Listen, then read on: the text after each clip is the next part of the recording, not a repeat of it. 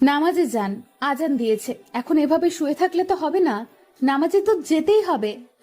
আজান তো এইমাত্র দিল, একটু রেস্ট করে তারপর যাই। রোজার দিন আপনার তো এখানে শুয়ে থাকলে চলবে না। রোজার সময় আজান দেওয়া মাত্রই মসজিদে যাওয়া উত্তম। রোজার সময় বলতে রোজা না থাকলেও যাওয়া উচিত। আচ্ছা যাচ্ছি, আর বকবক করতে হবে না। তুমি নামাজ পড়ে নাও, আমি নামাজ পড়ে এসে তারপর গল্প করব। তারপর উনি চলে গেলেন মসজিদে। আমি অজু করে এসে নামাজ পড়ে নিলাম। আমার নামাজ পড়া শেষ হতেই পেছনে ফিরে দেখি উনি এসে হাজির।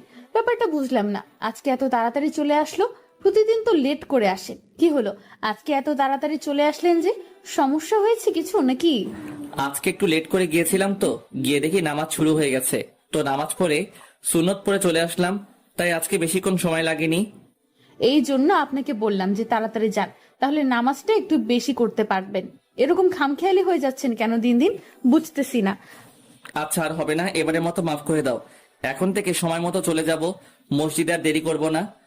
আমরা মুসলিম, আল্লাহ তাআলা আমাদের যা আদেশ নির্দেশ দিয়েছে আমাদের সেগুলো পালন করা উত্তম কার্য। আর যেগুলো থেকে আমাদেরকে দূরে থাকতে বলেছে, যেগুলো আমাদেরকে পানাহার করতে মানা করেছে, সেগুলো আমরা কোনো ক্রমে পানাহার বা বাজে কাজে লিপ্ত হব না। হ্যাঁ আমরা মুসলিম, আমাদের অনেক কিছুতে সুবিধা আছে। আমরা মুসলিম হয়ে অনেক প্রাউড ফিল করি, কারণ একমাত্র আল্লাহ তাআলা আমাদের সকল প্রকার স্বাধীনতা দিয়েছে এবং শুধু আমল করতে বলেছে আমাদের, আর আমাদের জন্য পরকালে জান্নাত তৈরি করে রেখেছে। আমরা যদি ভালো কাজ করে যাই এই দুনিয়াতে, এই পৃথিবীর বুকে, তাহলে আমরা পরকালে জান্নাতবাসী হব। আর যদি খারাপ কাজ করে যাই তাহলে পরকালে জাহান্নামবাসী হব।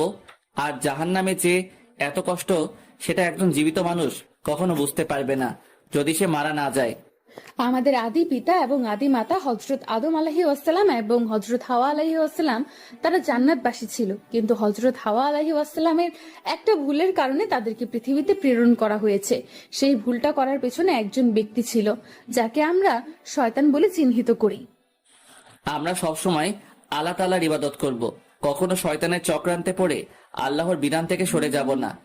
সহিহ হাদিসে বর্ণিত আছে, যখন তোমাদেরকে কোনো মেয়ের সঙ্গে প্রয়োজন হবে তখন বিয়ে করে নাও, কারণ বিয়ে করার আগে একটা ছেলে একটা মেয়ের সঙ্গে যা করবে তাই জেনা হয়ে যাবে, আর জেনা অনেক বড় একটা পাপ।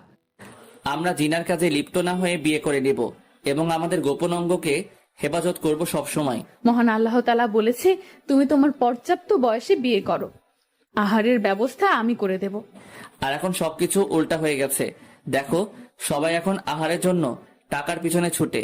আহারের জন্য টাকার পিছনে ছুটতে গিয়ে কত যে জিনার কাজে লিপ্ত হয়ে যায় কেউ বুঝতে পারে না, আর যখন বুঝতে পারে তখন অনেক দেরি হয়ে যায়। আচ্ছা, আজকে বিকেলে কি আমাকে একটু ঘুরতে নিয়ে বের হবেন? অনেক দিন থেকে ঘুরতে বের হই না, তাই বোরিং লাগতেছে। আমাকে নিয়ে কি একটু বের হওয়া যাবে? অবশ্যই, কেন নয়। তুমি বোরকা পরে রেডি হয়ে থেকো, আমি ফ্রেশ হয়ে এসে তোমাকে নিয়ে বের হব। কোথায় যাওয়ার কথা হচ্ছে বৌমা? আসলে আম্মু, বাসায় থাকতে থাকতে বোরিং হয়ে যাচ্ছি, তাই আপনার ছেলেকে বললাম একটু বাড়ির আশেপাশে ঘুরে নিয়ে আসতে। সেটা তো অনেক ভালো কথা, যাও ঘুরে বেরিয়ে আসো। আর হ্যাঁ, ইফতারের আগে বাসায় ফিরে এসো, সবাই মিলে ইফতার করবো, দেরি যেন না হয়। আমি তাহলে আজকে ইফতার রেডি করি, তুমি ঘুরে আসো। আম্মু, আমি যাব আর আসবো, বেশিক্ষণ দেরি করব না। আপনাকে কষ্ট করে ইফতার তৈরি করতে হবে না, আমি এসে তৈরি করব। তুমি তো সবসময় ইফতার তৈরি করো, তাই না? আজকে না হয় আমি করি, আমারও তো ইচ্ছে করে ইফতার তৈরি করতে। আমি জানি আম্মু, আপনার সাথে আমি তর্কে পারবো না, তাই আপনার সাথে আমি তর্কে জড়াতে চাই না। কখনো আল্লাহ যেন ভুলেও আমার দ্বারা এই কাজ না করায়। তোমার মতো লক্ষ্মী বৌমা যদি সবার ঘরে ঘরে থাকতো, আজকে নিশ্চিন্তে থাকতে পারতো শাশুড়িগুলো। আম্মু, কি যে বলেন! আমি শুধু আমার দায়িত্বগুলো পালন করি। হাদিসে বর্ণিত আছে, বলেছেন, যখন বাবা মার ঘরে থাকবে তখন তাদের সেবা যত্ন করো, কিন্তু যখন শ্বশুর শাশুড়ির ঘরে যাবা তখন শ্বশুর শাশুড়িকে মায়ের মতন দেখো, তাহলে সংসারে সুখ শান্তি থাকবে। তাই তো বললাম, তোমার মতো একটা লক্ষ্মী মেয়ে যদি সবার ঘরে বৌমা হয়ে যেত। কি আম্মু, বৌমার এত প্রশংসা করতেছো আজকে, ব্যাপার কি? চুপ থাক, মুখ পোড়া কোথাকার। আমি কি কখনো আমার বৌমার বদনাম করেছি নাকি, যে আজকে প্রশংসা করতেছি যার জন্য তুই অবাক হচ্ছিস? আমার তো মনে হয় তোমার বৌমা একটা খাটাস। আমার সাথে যে ব্যবহারগুলো করে তাতে তো মনে হয় না সে শান্তশিষ্ট। মুখ সামলিয়ে কথা বলবি। আমার বৌমাকে কটু কথা বলার সাহস হয় কি করে তোর? আম্মু, যেটা সত্যি আমি সেটাই বলতেছি। আমার সাথে একদম খাটাসদের মতো ব্যবহার করে, সব সময় ঝাড়ি মারে, সব সময় গালিগালাজ বকাঝকা করে। আম্মু সব মিথ্যা। আমি শুধু তার দায়িত্ব তাকে পালন করতে বলি, সঠিক সময়ে সঠিক কাজ করতে বলি, তাই আমি ওনার কাছে খারাপ। ছি মাহি, এসব কি শুনতেছি? সত্যি নাকি? কান ছিঁড়ে ফেলবো যদি আর কোনোদিন এরকম ব্যবহার করেছিস। জানেন আম্মু, আজকে ওনাকে নামাজের সঠিক সময় ডাক দিয়েছিলাম, উনি আমার সাথে কথা বলে লেট করে গিয়েছে। কে দেখে জামাত শুরু হয়ে গেছে। বলেন তো আমার এখন কি করা উচিত ওনাকে? এর জন্য মাহিনকে শাস্তি পেতে হবে। আজকে ইফতারের পর তার শাস্তি হবে। এখন যাও, তোমরা ঘুরে আসো। তারপর আমি আর উনি দুজনে বেরিয়ে পড়লাম আমাদের এলাকার পরিবেশ দেখতে। একদম নিরিবিলি আমাদের এলাকা। পাশ দিয়ে বয়ে গেছে ধরলা নদী। ধরলা নদীর মাঝে একটা চরের ওই সাইডে ব্রহ্মপুত্র নদী। আর সব থেকে একটা চমৎকার দৃশ্য আছে, আমাদের এখানে যে ধরলা এবং ব্রহ্মপুত্র নদীর মিলিত হয়েছে, আমাদের এলাকা থেকে কিছুটা দূরে গেলেই সেটা দেখতে পাওয়া যায়। পরের দৃশ্যটা যে এত সুন্দর সেটা কেউ না দেখলে বুঝতে পারবে না।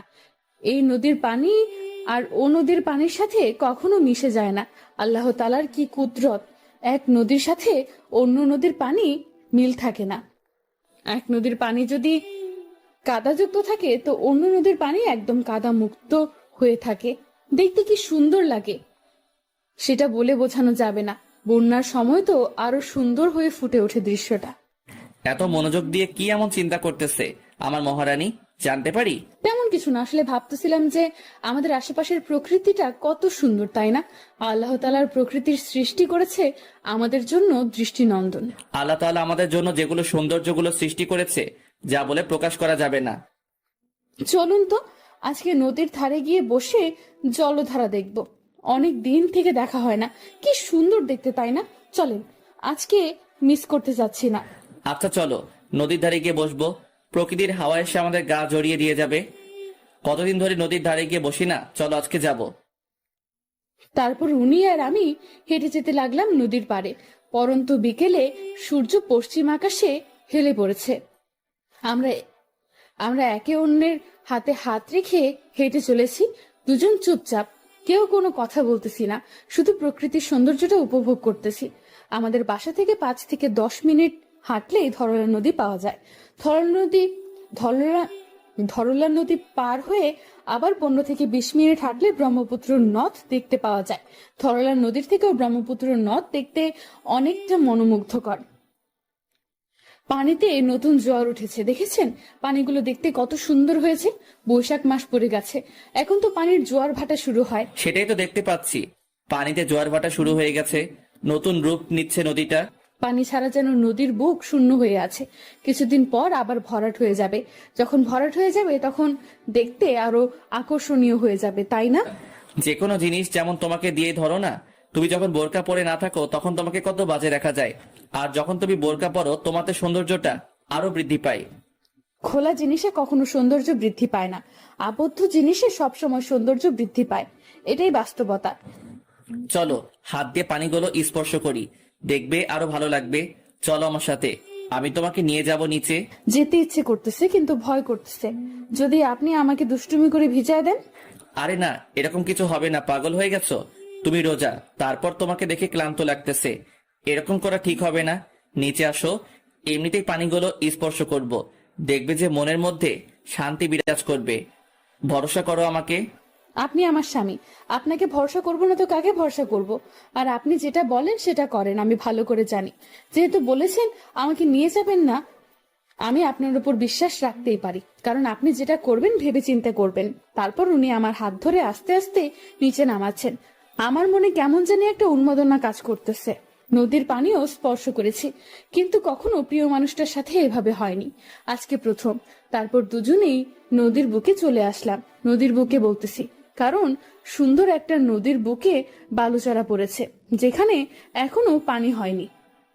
উনি একটা ঘাটে থাকা নৌকো করে আমাকে সেখানে নিয়ে গেলেন। চারদিকের জলধারা আর মাঝখানে আমি আর উনি। প্রকৃতিটা দেখতেই অনেক সুন্দর লাগতেছে, মন চাচ্ছে যে এখান থেকে ফিরে না যাই, এখানেই থেকে যাই। সূর্যটা একদম পশ্চিম আকাশে হেলে পড়েছে, রক্তবর্ণ ধারণ করেছে পানির উপর।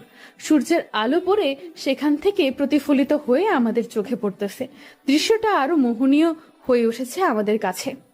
এখান থেকে যেতে ইচ্ছে করতেছে না। চলো, সন্ধ্যা হতে চলেছে, আর এখানে থাকা যাবে না, এখন বাসায় ফিরে যেতে হবে।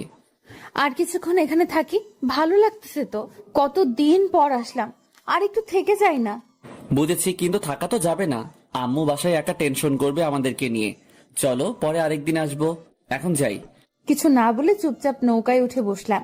কোনো কথা বলতেছিলাম না, মুখ গোমরা করে রইলাম। দেখলাম উনি বারবার আমার মুখের দিকে তাকাচ্ছে আর অন্যদিকে মুখ ফিরিয়ে নিচ্ছে। বুঝলাম যে ওনার মন খারাপ হয়েছে, কারণ আমার মন খারাপ দেখলে ওনার আর মন ভালো থাকে না। সেটা অনেক আগে থেকে আমি জানি। কি আর করার, সন্ধ্যা যেহেতু হয়েছে, বাসায় তো যেতে হবেই। তাই আমি নিজের মনটাকে শান্ত করতে লাগলাম। আমি জানি তোমার মন খারাপ, এখন কি করব বলো? সন্ধ্যা হয়ে যাচ্ছে, তার উপর রোজা আছি। এখন যদি বাসায় না যাই তাহলে তো আম্মু নিশ্চয়ই টেনশন করবে। তুমি তো চেনো আম্মুকে। কই, আমি তো মন খারাপ করিনি, এমনিতেই মুখ বন্ধ করে রেখেছিলাম। তাই হয়তো তুমি মনে করেছো মন খারাপ করেছি। আমি তো একদমই মন খারাপ করিনি। আমার কাছ থেকে আর লুকাতে হবে না, আমি ভালো করে চিনি তোমাকে, বুঝছো? তোমার মুখ দেখলেই বুঝতে পারি সেই ক্ষমতা আমার হয়েছে পাগলি। বাদ দাও ওসব কথা, এখন চলো বাসায় যাই। আম্মু একা কি করতেছে কে জানে, তাড়াতাড়ি চলো। দেখো, সূর্যটা একদম হেলে লাল বর্ণ ধারণ করেছে, দেখতে কত সুন্দর লাগতেছে। অর্ধেক তার তলিয়ে গেছে, আর অর্ধেক অবশিষ্ট রয়েছে। দেখতেছি তো, খুব সুন্দর মনোমুগ্ধকর একটা পরিবেশ। মনে হচ্ছে এখানেই থেকে যাই, আর এই পরিবেশটা যেন কখনোই শেষ না হয়ে যায়। এটা মহান আল্লাহ তাআলার নির্দেশেই চলবে, তুমি আমি বললে সেটা তো সম্ভব না, তাই না?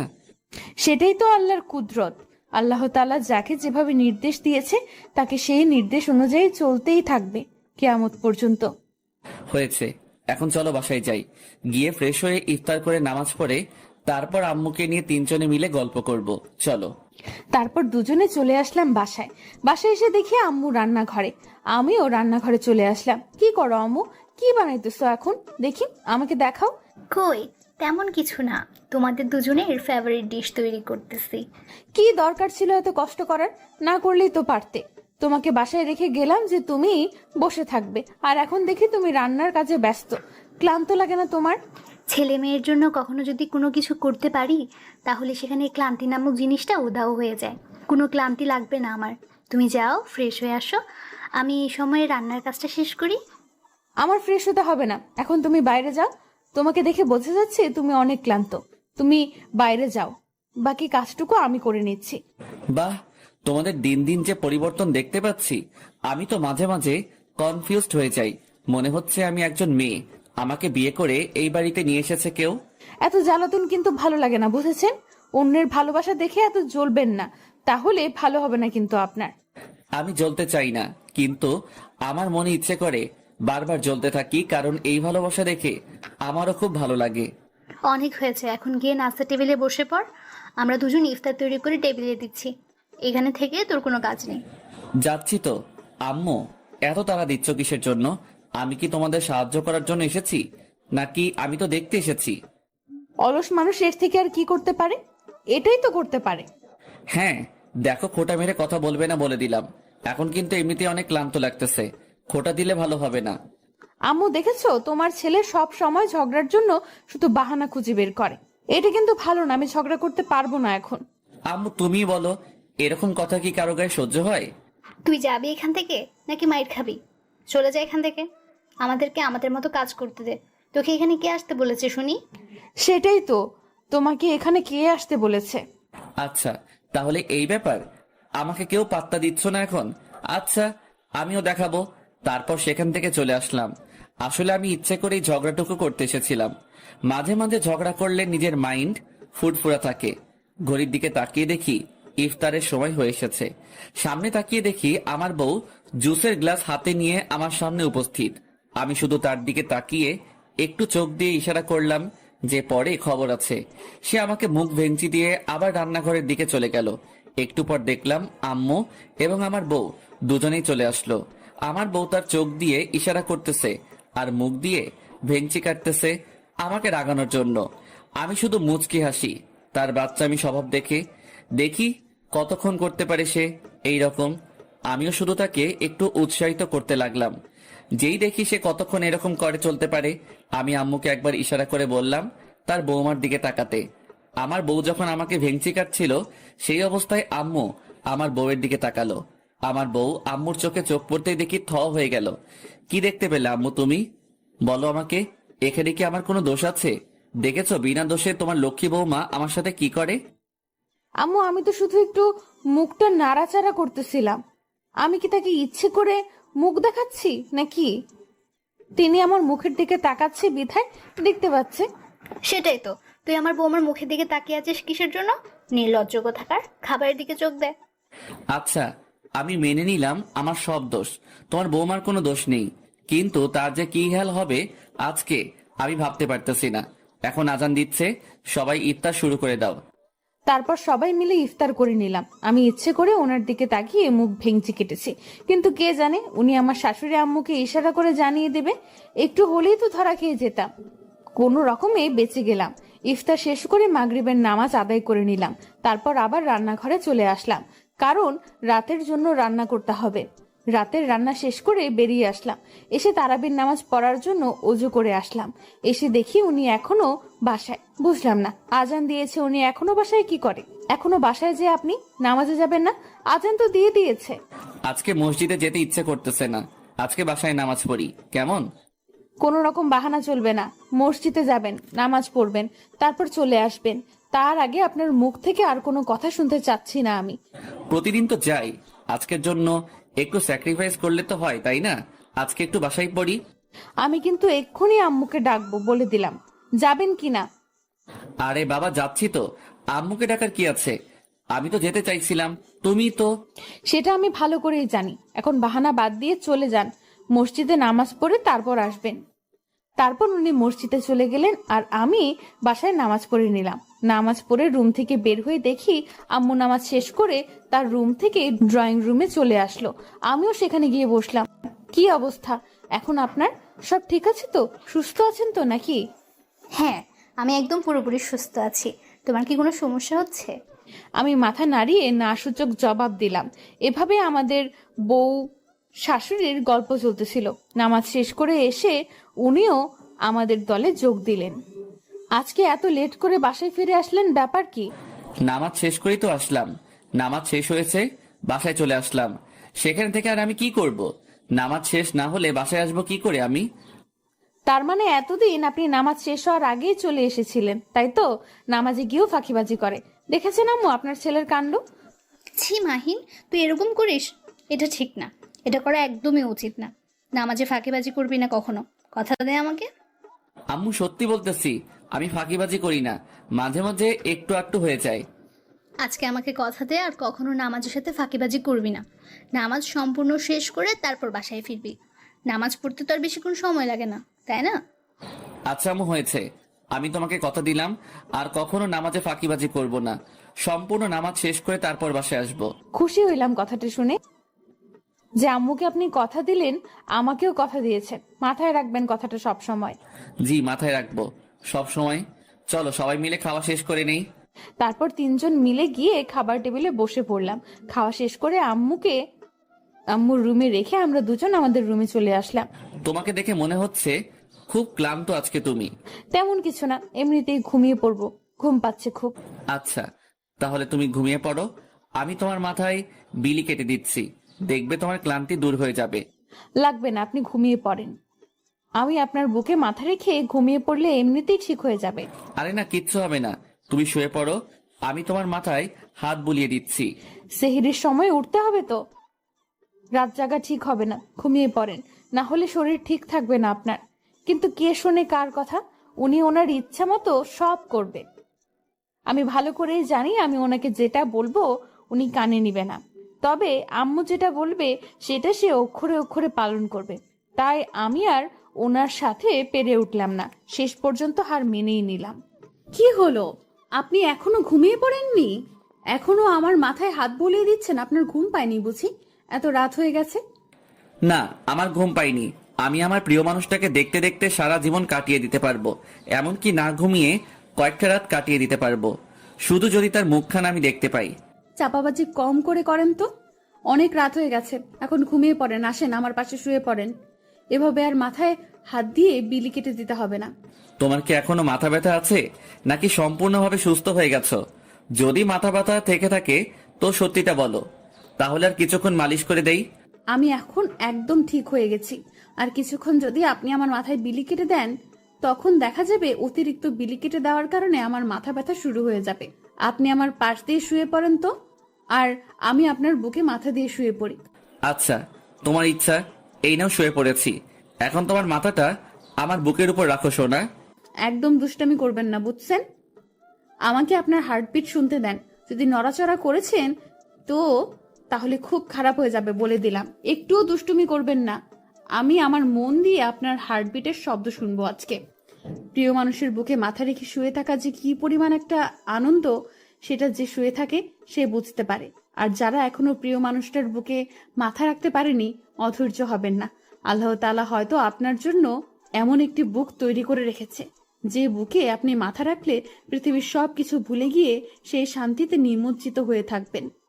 আপনি যখন আপনার প্রিয় মানুষটার বুকে মাথা রাখবেন, তখন আপনার মনে হবে যে চারিপাশে যতই ঝড় আসুক না কেন, এই বুক থেকে আপনাকে কেউ ছিনিয়ে নিয়ে যেতে পারবে না। এরকম একটা আত্মবিশ্বাস তৈরি হয়। আর প্রিয় মানুষটার বুকে মাথা রাখলে মনে হয় যে পৃথিবীর সব সুখ এখানেই। কথাগুলো ভাবতে ভাবতে কখন যে ঘুমিয়ে পড়েছিলাম বুঝতেই পারিনি। যখন ভোর হলো, মসজিদে সেহরি খাওয়ার জন্য ডাক দিচ্ছে, আমার ঘুম ভেঙে গেল। চোখ খুলে তাকিয়ে দেখি আমি ওনার বুকে মাথা রেখে এখনো শুয়ে আছি, আর উনি ওনার 2 হাত দিয়ে আমাকে ওনার বুকের সাথে জড়িয়ে ধরে আছে। এই যে মিস্টার অলস, সেহরির সময় হয়ে গেছে, এইবার উঠে পড়েন, সেহরি করে নামাজ পড়ে নিন। এইভাবে কয়েকবার ওনাকে ডাক দিলাম, কিন্তু উনি কোনো সাড়া শব্দ দিচ্ছে না, কারণ ঘুমাতে অনেক রাত হয়ে গেছে আজকে আমার জন্য। ঘুমের মাঝে ওনাকে দেখতে একদম ছোট বাচ্চাদের মতো লাগতেছে, যেন কি নিষ্পাপ একটা চেহারার বাচ্চা। ঘুমিয়ে থাকলে সত্যি আমার বরটা বেশ সুন্দর লাগে, তবে দেখতে অলস অলস লাগে না, এটা বলা ভুল হবে। আমি ওনার হাত আমার পিঠের উপর রেখে সরিয়ে নিলাম। নেওয়ার পর আমি বিছানা থেকে নেমে অজু করে আসলাম। এসে ওনাকে কয়েকবার ডাকলাম, দেখলাম কোনো সাড়া দিচ্ছে না, তাই আর ডিস্টার্ব করলাম না। সেহরি খাওয়া শেষ করে নামাজ পড়ে আবার ওনার বুকে মাথা রেখে শুয়ে পড়লাম।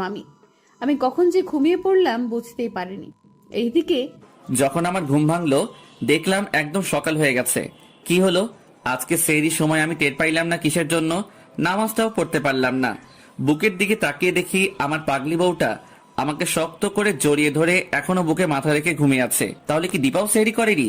যদি দীপা নামাজ পড়তো বা সেহরি করতো তাহলে তো আমাকে নিশ্চয়ই ডাকতো, তাই না? এই যে ম্যাডাম, ঘুম হয়েছে আপনার? এখন আমার বুক থেকে দয়া করে আপনার 40 কেজি ওজনের মাথাটা তোলেন, না হয় বুকে চাপ খেয়ে আমার হাত ব্লক হয়ে যাবে। কি বলেন? আমার মাথার ওজন 40 কেজি? মাইর খাইছেন কখনো আমার হাতে? যদি এমন কথা শুনেছি আপনার মুখে, তো আপনার খবর আছে। বলে দিলাম। আজকে তুমি ফজরের নামাজ পড়েছো কিনা সেটা বলো, আর তুমি যদি পড়ে থাকো তাহলে আমাকে ডাকনি কিসের জন্য? আসলে আপনাকে অনেক কয়েকবার ডেকেছি, কিন্তু আপনি তো এতই গভীর ঘুমে বিভোর ছিলেন যে আমার ডাক আপনার ঘুম ভেঙে আপনাকে জাগ্রত করতে পারিনি। তাই আপনাকে আর ডাকিনি, কারণ আপনি অনেক রাত জেগেছিলেন। আমার জন্য আপনার খারাপ লাগতেছিল, তাই আমি আর ডাকতে পারিনি। আমি সেহরি করে নামাজ পড়ে আবার ঘুমিয়ে পড়েছিলাম। আচ্ছা, তাহলে কি আর করার, এখন উঠতে হবে। আম্মু একা একা না জানি বাহিরে কি করতেছে, চলো গিয়ে দেখি আম্মু কি করে। এই জন্য তো আপনাকে বলি সেহরি খাওয়ার পর আর ঘুমানো উচিত না, কারণ রমজান মাসে ভোর ঠান্ডা পরিবেশের সংসারের কপসু কাজ গুছিয়ে নেওয়া ভালো। তাহলে অন্তত রোজার কষ্ট কিছুটা কম হয় এবং দিনে কিছুটা সময় বিশ্রাম করা যায়। এরপর থেকে এটাই করতে হবে। সেহরি খাওয়ার পর আর ঘুমিয়ে পড়া যাবে না। নামাজ শেষ করে সংসারের কাজ গুছিয়ে নিতে হবে। আচ্ছা চলেন তাহলে এখন বাইরে যাওয়া যাক। এখানে থেকে লাভ কি, আম্মুর সাথে আড্ডা দিয়ে গিয়ে, কি বলেন? তারপর দীপা আর আমি দুজনেই রুম থেকে বের হয়ে আম্মুর রুমে গেলাম। গিয়ে দেখি আম্মু বসে বসে কোরআন তেলাওয়াত করতেছিল। তাই আর আম্মুর রুমে প্রবেশ না করে আমরা চলে আসলাম সেখান থেকে। চলো আজকে একটা কাজ করি, আম্মুকে নিয়ে ঘুরতে বের হই, কি বলো? রমজান মাসে আম্মুকে নিয়ে কোথাও ঘুরতে যাওয়া হয় নাই, তাই চলো আজ আম্মুকে নিয়ে কোথাও থেকে ঘুরে আসি। আইডিয়াটা কিন্তু মন্দ না, একদম ভালো একটা আইডিয়া। এটাই করতে হবে আজকে, কারণ আম্মুকে অনেক দিন থেকে বাইরে নিয়ে যাওয়া হয় না। আচ্ছা, আম্মুকে এটা বলবে না, আম্মুকে সারপ্রাইজ দেব। আজকে তুমি চুপচাপ সবকিছু রেডি করে রাখবে, আমি আম্মুকে ডাক দিয়ে নিয়ে যাব। আর হ্যাঁ, আজকে ইফতার তৈরি করে নিয়ে যাব। আমরা বাহিরে ইফতার করে তারপর বাসায় আসব। হ্যাঁ, আজকে এটাই করব তাহলে। এখন আম্মুর কোরআন তেলাওয়াত শেষ হলে সেখানে গিয়ে আড্ডা দেব। এখন চলেন আমরা দুজনে আজকে বাড়িটা পরিষ্কার করি। অনেকদিন হলো বাড়িটা পরিষ্কার করি না। মাহিন, তুমি তো ভালো করেই জানো পরিষ্কার পরিচ্ছন্নতা ঈমানের একটি অঙ্গ।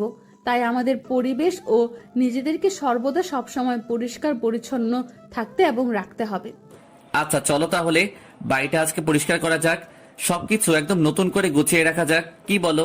তারপর দীপা আর আমি দুজনেই আমার রুম থেকে শুরু করলাম গোছগাছ করা। তারপর আস্তে আস্তে সব রুম পরিষ্কার করতে লাগলাম, ড্রয়িং রুম পরিষ্কার করলাম। তারপর দেখলাম যে আম্মু আমাদের দিকে আসতেছে। কি রে, তোরা দুজন কি শুরু করে দিয়েছিস আজকে বাসায়? বুঝলাম না, ভূতে কি লাগছে নাকি রাতে তোদের? না আম্মু, ভূতে কিলাবে কিসের জন্য? আসলে বাড়িটা অনেকদিন থেকে পরিষ্কার করা হয় না তো, তাই আজকে কোনো কাজ নেই, তাই বাড়িটা পরিষ্কার করতেছি। আপনি বসে বসে এখানে দেখিয়ে দিন কোথায় কোথায় কি করতে হবে, শুধু আদেশ করেন, আমরা করে দিচ্ছি সবকিছু আপনার মনের মতো করে। তোমরা যেরকম করে সাজিয়ে রাখবে সেটাই অনেক সুন্দর দেখাবে, কারণ আমি জানি আমার বৌমা কখনো অসুন্দর পছন্দ করে না। তাই আমার বৌমা সব কিছু ঠিকঠাক করতে পারবে, বিশ্বাস আছে আমার বৌমার উপর। আম্মু, এত আত্মবিশ্বাস কেন আমার উপরে? বলো না, কি এমন করেছি যে আমাকে এতটা বিশ্বাস করো? চুপ থাকো, এসব নিয়ে কথা বলতে চাচ্ছি না। কাজ করতেছো, কাজ করো। কি আর করার, সব চুপ হয়ে গেলাম আর সবকিছু আমরা পরিষ্কার করা শুরু করে দিলাম। আস্তে আস্তে সবকিছু পরিষ্কার করে নিলাম। এক পর্যায়ে বাড়িটা সম্পূর্ণ পরিষ্কার করা শেষ করলাম দুজনে। আম্মু, আপনার ছেলে যে এতটা অলস, আজকে যদি তার সাথে বাড়িটা পরিষ্কার না করতাম তাহলে কখনোই বুঝতে পারতাম না এতটা অলস মানুষ কেমনে হয়। বারে, আমি আবার কি করলাম? আমি তো সমান তালে কাজ করে গেলাম, বরং আমি তোমার থেকে বেশি কাজ করেছি। তুমি আমার নামে এরকম মিথ্যা অপবাদ দিচ্ছ কিসের জন্য? আম্মু, ভালো করে জানো আমি মিথ্যা কথা বলি না, আর মিথ্যা অপবাদ দিতে যাব কিসের জন্য? দেখ মাহিন, আমি মারা যাওয়ার পর বাড়িটা তোদের দুজনের, আর তোদের যে সন্তানদি হবে তাদের। তাই অলসতা কাটিয়ে ওড়ার চেষ্টা কর। আমি জানি এটা তোর ছোটবেলা থেকে অভ্যাস হয়ে গেছে। আম্মু, তুমি তো দেখতে পাচ্ছ আগের থেকে কতটা দায়িত্বশীল হয়েছি। তারপর যদি তুমি এরকম করে বলো তাহলে আমার কি ভালো লাগে? আমি কি একবারে সবকিছু কাটিয়ে উঠতে পারবো নাকি? তুমি বলো। দেখ, তোর জীবনে এমন একজন জীবন সঙ্গিনী এটা আমি ভুলেও কল্পনা করি নাই। তবে এসে যখন পড়েছে তাই বলছি, আমার বৌমাকে কখনো যেন কষ্ট দিবি না। হ্যাঁ আম্মু, আমি মাঝে মাঝে কনফিউজড হয়ে যাই তোমার বৌমার আচার ব্যবহারগুলো দেখে। আমি তোমার বৌমার গুণ দেখে অনেকটা মুগ্ধ হয়ে যাই, তার কথাবার্তা, কাজে, আচার আচরণে। থাক, আমাকে নিয়ে আর এত প্রশংসা করতে হবে না, সহ্য হবে না। পরে আবার দেখবেন যে হিংসুটে হয়ে যাচ্ছি দিন দিন, তখন আবার উল্টো মন্তব্য করবেন। আমি জানি আমার বৌমা কখনো এরকম হবে না, কারণ আমার আত্মবিশ্বাস আছে তার উপর। আর তার প্রশংসা করতে আমার ভালোই লাগে, কারণ সে ভালো মেয়ে। আচ্ছা, বাদ দেন এসব কথা, এখন বলেন, রোজা তো শেষের দিকে, তো কি করা যায়? কি আর করা যায়, প্রতিবারে যে আয়োজন করি এবার তো সেই আয়োজন করা যাবে না, একটু ভিন্ন ধরনের করতে হবে।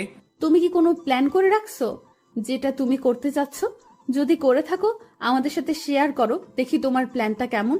না, আমি একাই প্ল্যান করব, কিসের জন্য? সবাইকে সাথে নিয়ে তারপর প্ল্যান করব। তোমরা দুজন থাকতে আমি একা কি করে প্ল্যান করব বলো তো? আচ্ছা, তোমরা দুজন ভেবেচিন্তে দেখো কি করলে ভালো হবে। আমি তাতেই খুশি, তোমরা যেটা করবে। আচ্ছা আম্মু, তোমার যদি কোনো কিছু করার ইচ্ছা থাকে তাহলে বলতে পারো, আমাদের সাথে শেয়ার করতে পারো। একদম চুপচাপ থাকা কিন্তু ভালো না। হ্যাঁ আম্মু, উনি একদম ঠিক বলেছে। আপনি দেখতেছি ইদানিং খুব চুপচাপ থাকেন, ব্যাপার কি? আরে কই না তো, আমি আবার চুপচাপ থাকবো কিসের জন্য? আমি তো তোদের সাথে গল্প করি, তাই না? আড্ডা দিই, তাহলে চুপচাপ কোথায় থাকি আমি? আমরা ইদানিং লক্ষ্য করছি যে আপনি চুপচাপ থাকেন, তাহলে সত্যি ঘটনাটা আমাদের সাথে শেয়ার করতেছেন না কিসের জন্য? শুনবে? তোমরা শুনতে চাও? আম্মু, তোমাকে এরকম দেখাচ্ছে কিসের জন্য? এমন কি ঘটনা আছে যেটা তুমি আমার থেকে লুকিয়ে রেখেছো? হ্যাঁ আছে, আমাদের পরিবারের এমন একটা ঘটনা ঘটে গিয়েছিল যেটা আমি আজ পর্যন্ত কাউকে বলিনি, এমনকি তোকেও না। কি এমন ঘটেছিল আমাদের ফ্যামিলির সাথে যেটা তুমি এতদিন আমার কাছ থেকে লুকিয়ে রেখেছিলে, আর আজকে কি মনে করে সেটা আবার প্রকাশ করতে চাচ্ছ তুমি? আসলে এর মধ্যে কি কোনো রহস্য আছে? এর মাঝে অনেক বড় একটা রহস্য লুকিয়ে আছে রে বাবা। আমি তোকে এতদিন বলিনি কারণ এতদিন তোর পর্যাপ্ত বয়স হয়নি। কারণ কথাটি শুনলে হয়তো তুই তখন রাগের বশে অন্য কিছু করে ফেলতিস। এখন তোর বোঝার বয়স হয়েছে, তাই এখন তোকে এটা বলা উচিত। কারণ তোর কাছ থেকে এটা লুকিয়ে রাখলে পরে ঝামেলা হবে। পরে কি আম্মু, কি এমন ঘটেছিল আপনাদের ফ্যামিলিতে যা ওনার কাছ থেকে লুকিয়ে রেখেছিলেন আর আজকে সেটা প্রকাশ করতে চাচ্ছেন? এমন কি কোনো রহস্যময় ঘটনা আছে আপনাদের ফ্যামিলিতে? হ্যাঁ আছে রে মা, সেই রকম একটা ঘটনা যেটা শুনলে হয়তো তোমরা নিজেদেরকে ধরে রাখতে পারবে না। তাও তোমাদের শক্ত হয়ে ঘটনাটা শুনতে হবে, কারণ এটাই বাস্তবতা আর এটাই তোমাদের মেনে চলতে হবে। কি এমন ঘটেছিল আমাদের ফ্যামিলিতে যা তুমি আজকে বলতেছো? আর তুমি যেভাবে কথাগুলো বলতেছো মনে হচ্ছে অনেক বড় একটা রহস্য লুকিয়ে আছে। তোর আব্বু যে মৃত্যুবরণ করেছিল সেটা স্বাভাবিক মৃত্যু ছিল না, একটা ভয়ঙ্কর মৃত্যু ছিল। কি সব কথা বলছো আম্মু? তোমার মাথা ঠিক আছে? যদি বাবার স্বাভাবিক মৃত্যু না হয়ে থাকে তাহলে পোস্টমর্টেম করে কেন বাবার মৃত্যুকে স্বাভাবিক বলে ঘোষণা করা হয়েছিল সেদিন? কারণ যেভাবে তোর আব্বুর মৃত্যুটা হয়েছিল পোস্টমর্টম করে কিছুই ধরা পড়তো না, সেটা আমি ভালো করে জানি। কারণ আমি নিজ চোখে দেখেছি যে আসলে আম্মু ঘটনাটা কি বলেন তো? কেমন জানি রহস্যের মধ্যে ঢুকে যাচ্ছি আমরা, আর আমার গা কেমন শিউরে উঠছে। আসল ঘটনাটা বলুন তো আম্মু তাহলে আপনি। সেদিন আমরা ঈদের কেনাকাটা করে বাসায় ফিরতেছিলাম, হঠাৎ করে একটা বট গাছের সামনে এসে আমাদের গাড়িটা নষ্ট হয়ে যায়। তারপর কি হয়েছিল আম্মু? তাহলে শুনে মনোযোগ দিয়ে, সেদিনকার ঘটনাটা মনে পড়লে আমার চোখ দিয়ে সব সময় পানি পড়ে। কি গো, হঠাৎ করে গাড়ি দাঁড় করালে যে? বাড়ি যাব না? এই গুটগুটো অন্ধকারে কি করব আমরা এখানে? আমি এখানে ইচ্ছা করে গাড়ি দাঁড় করাইনি, সামনে তাকিয়ে দেখো কিছু বজ্জাত। এরা আবার কারা? এদের পা দেখা যাচ্ছে না কিসের জন্য? শুধু কোমর থেকে উপর দিকটা দেখা যাচ্ছে, কিন্তু পা দেখতে পাচ্ছি না কিসের জন্য? এরা আমাদের রাস্তা আটকে দাঁড়িয়ে আছে কিসের জন্য? দাঁড়াও, ওদের সাথে কথা বলে দেখি আসলে ওরা আমাদের কাছ থেকে কি চায়। আর আমরা তো তাদের কোনো ক্ষতি করিনি, তাহলে তারা কেন আমাদের এরকম করে পথ আটকে দাঁড়িয়ে থাকবে? তুমি ভেতরে থাকো, নামবে না, আমি কথা বলবো ওদের সাথে। না, আমি এখানে থাকবো না, আমি তোমার সাথে যাব। ওরা যদি তোমার কোনো ক্ষতি করে ফেলে তাহলে আমি কি করে বেঁচে থাকবো বলো? আমাকে তুমি কথা দাও, তুমি এই গাড়িতে বা আমার সাথে আসবে না। এই বাড়ির পেছন দিয়ে একটা রাস্তা চলে গিয়েছে, সেই রাস্তা করে বাসায় চলে যাবে। আমি যদি সুস্থ থাকি তাহলে বাসায় ফিরবো, আর যদি না ফিরতে পারি তাহলে জানবে আমি নেই। এটা আমার দ্বারা কখনো সম্ভব না। আমি আপনাকে কথা দিয়েছি বাসর রাতে, যেখানে যাব একসাথে যাব, মরলে একসাথে মরবো, আর বাঁচলে বাঁচবো একসাথে। তাহলে কেন আজকে আপনি আমাকে এভাবে একা তাড়িয়ে দিচ্ছেন? কারণ তোমার পেটে আমাদের অনাগত বাচ্চা আছে, যার ভবিষ্যৎ এখনও পড়ে আছে। তাকে তো আমরা আর কষ্ট দিতে পারি না, তাই না? শুধু তুমি আর আমি হলে সেটা অন্য কথা ছিল।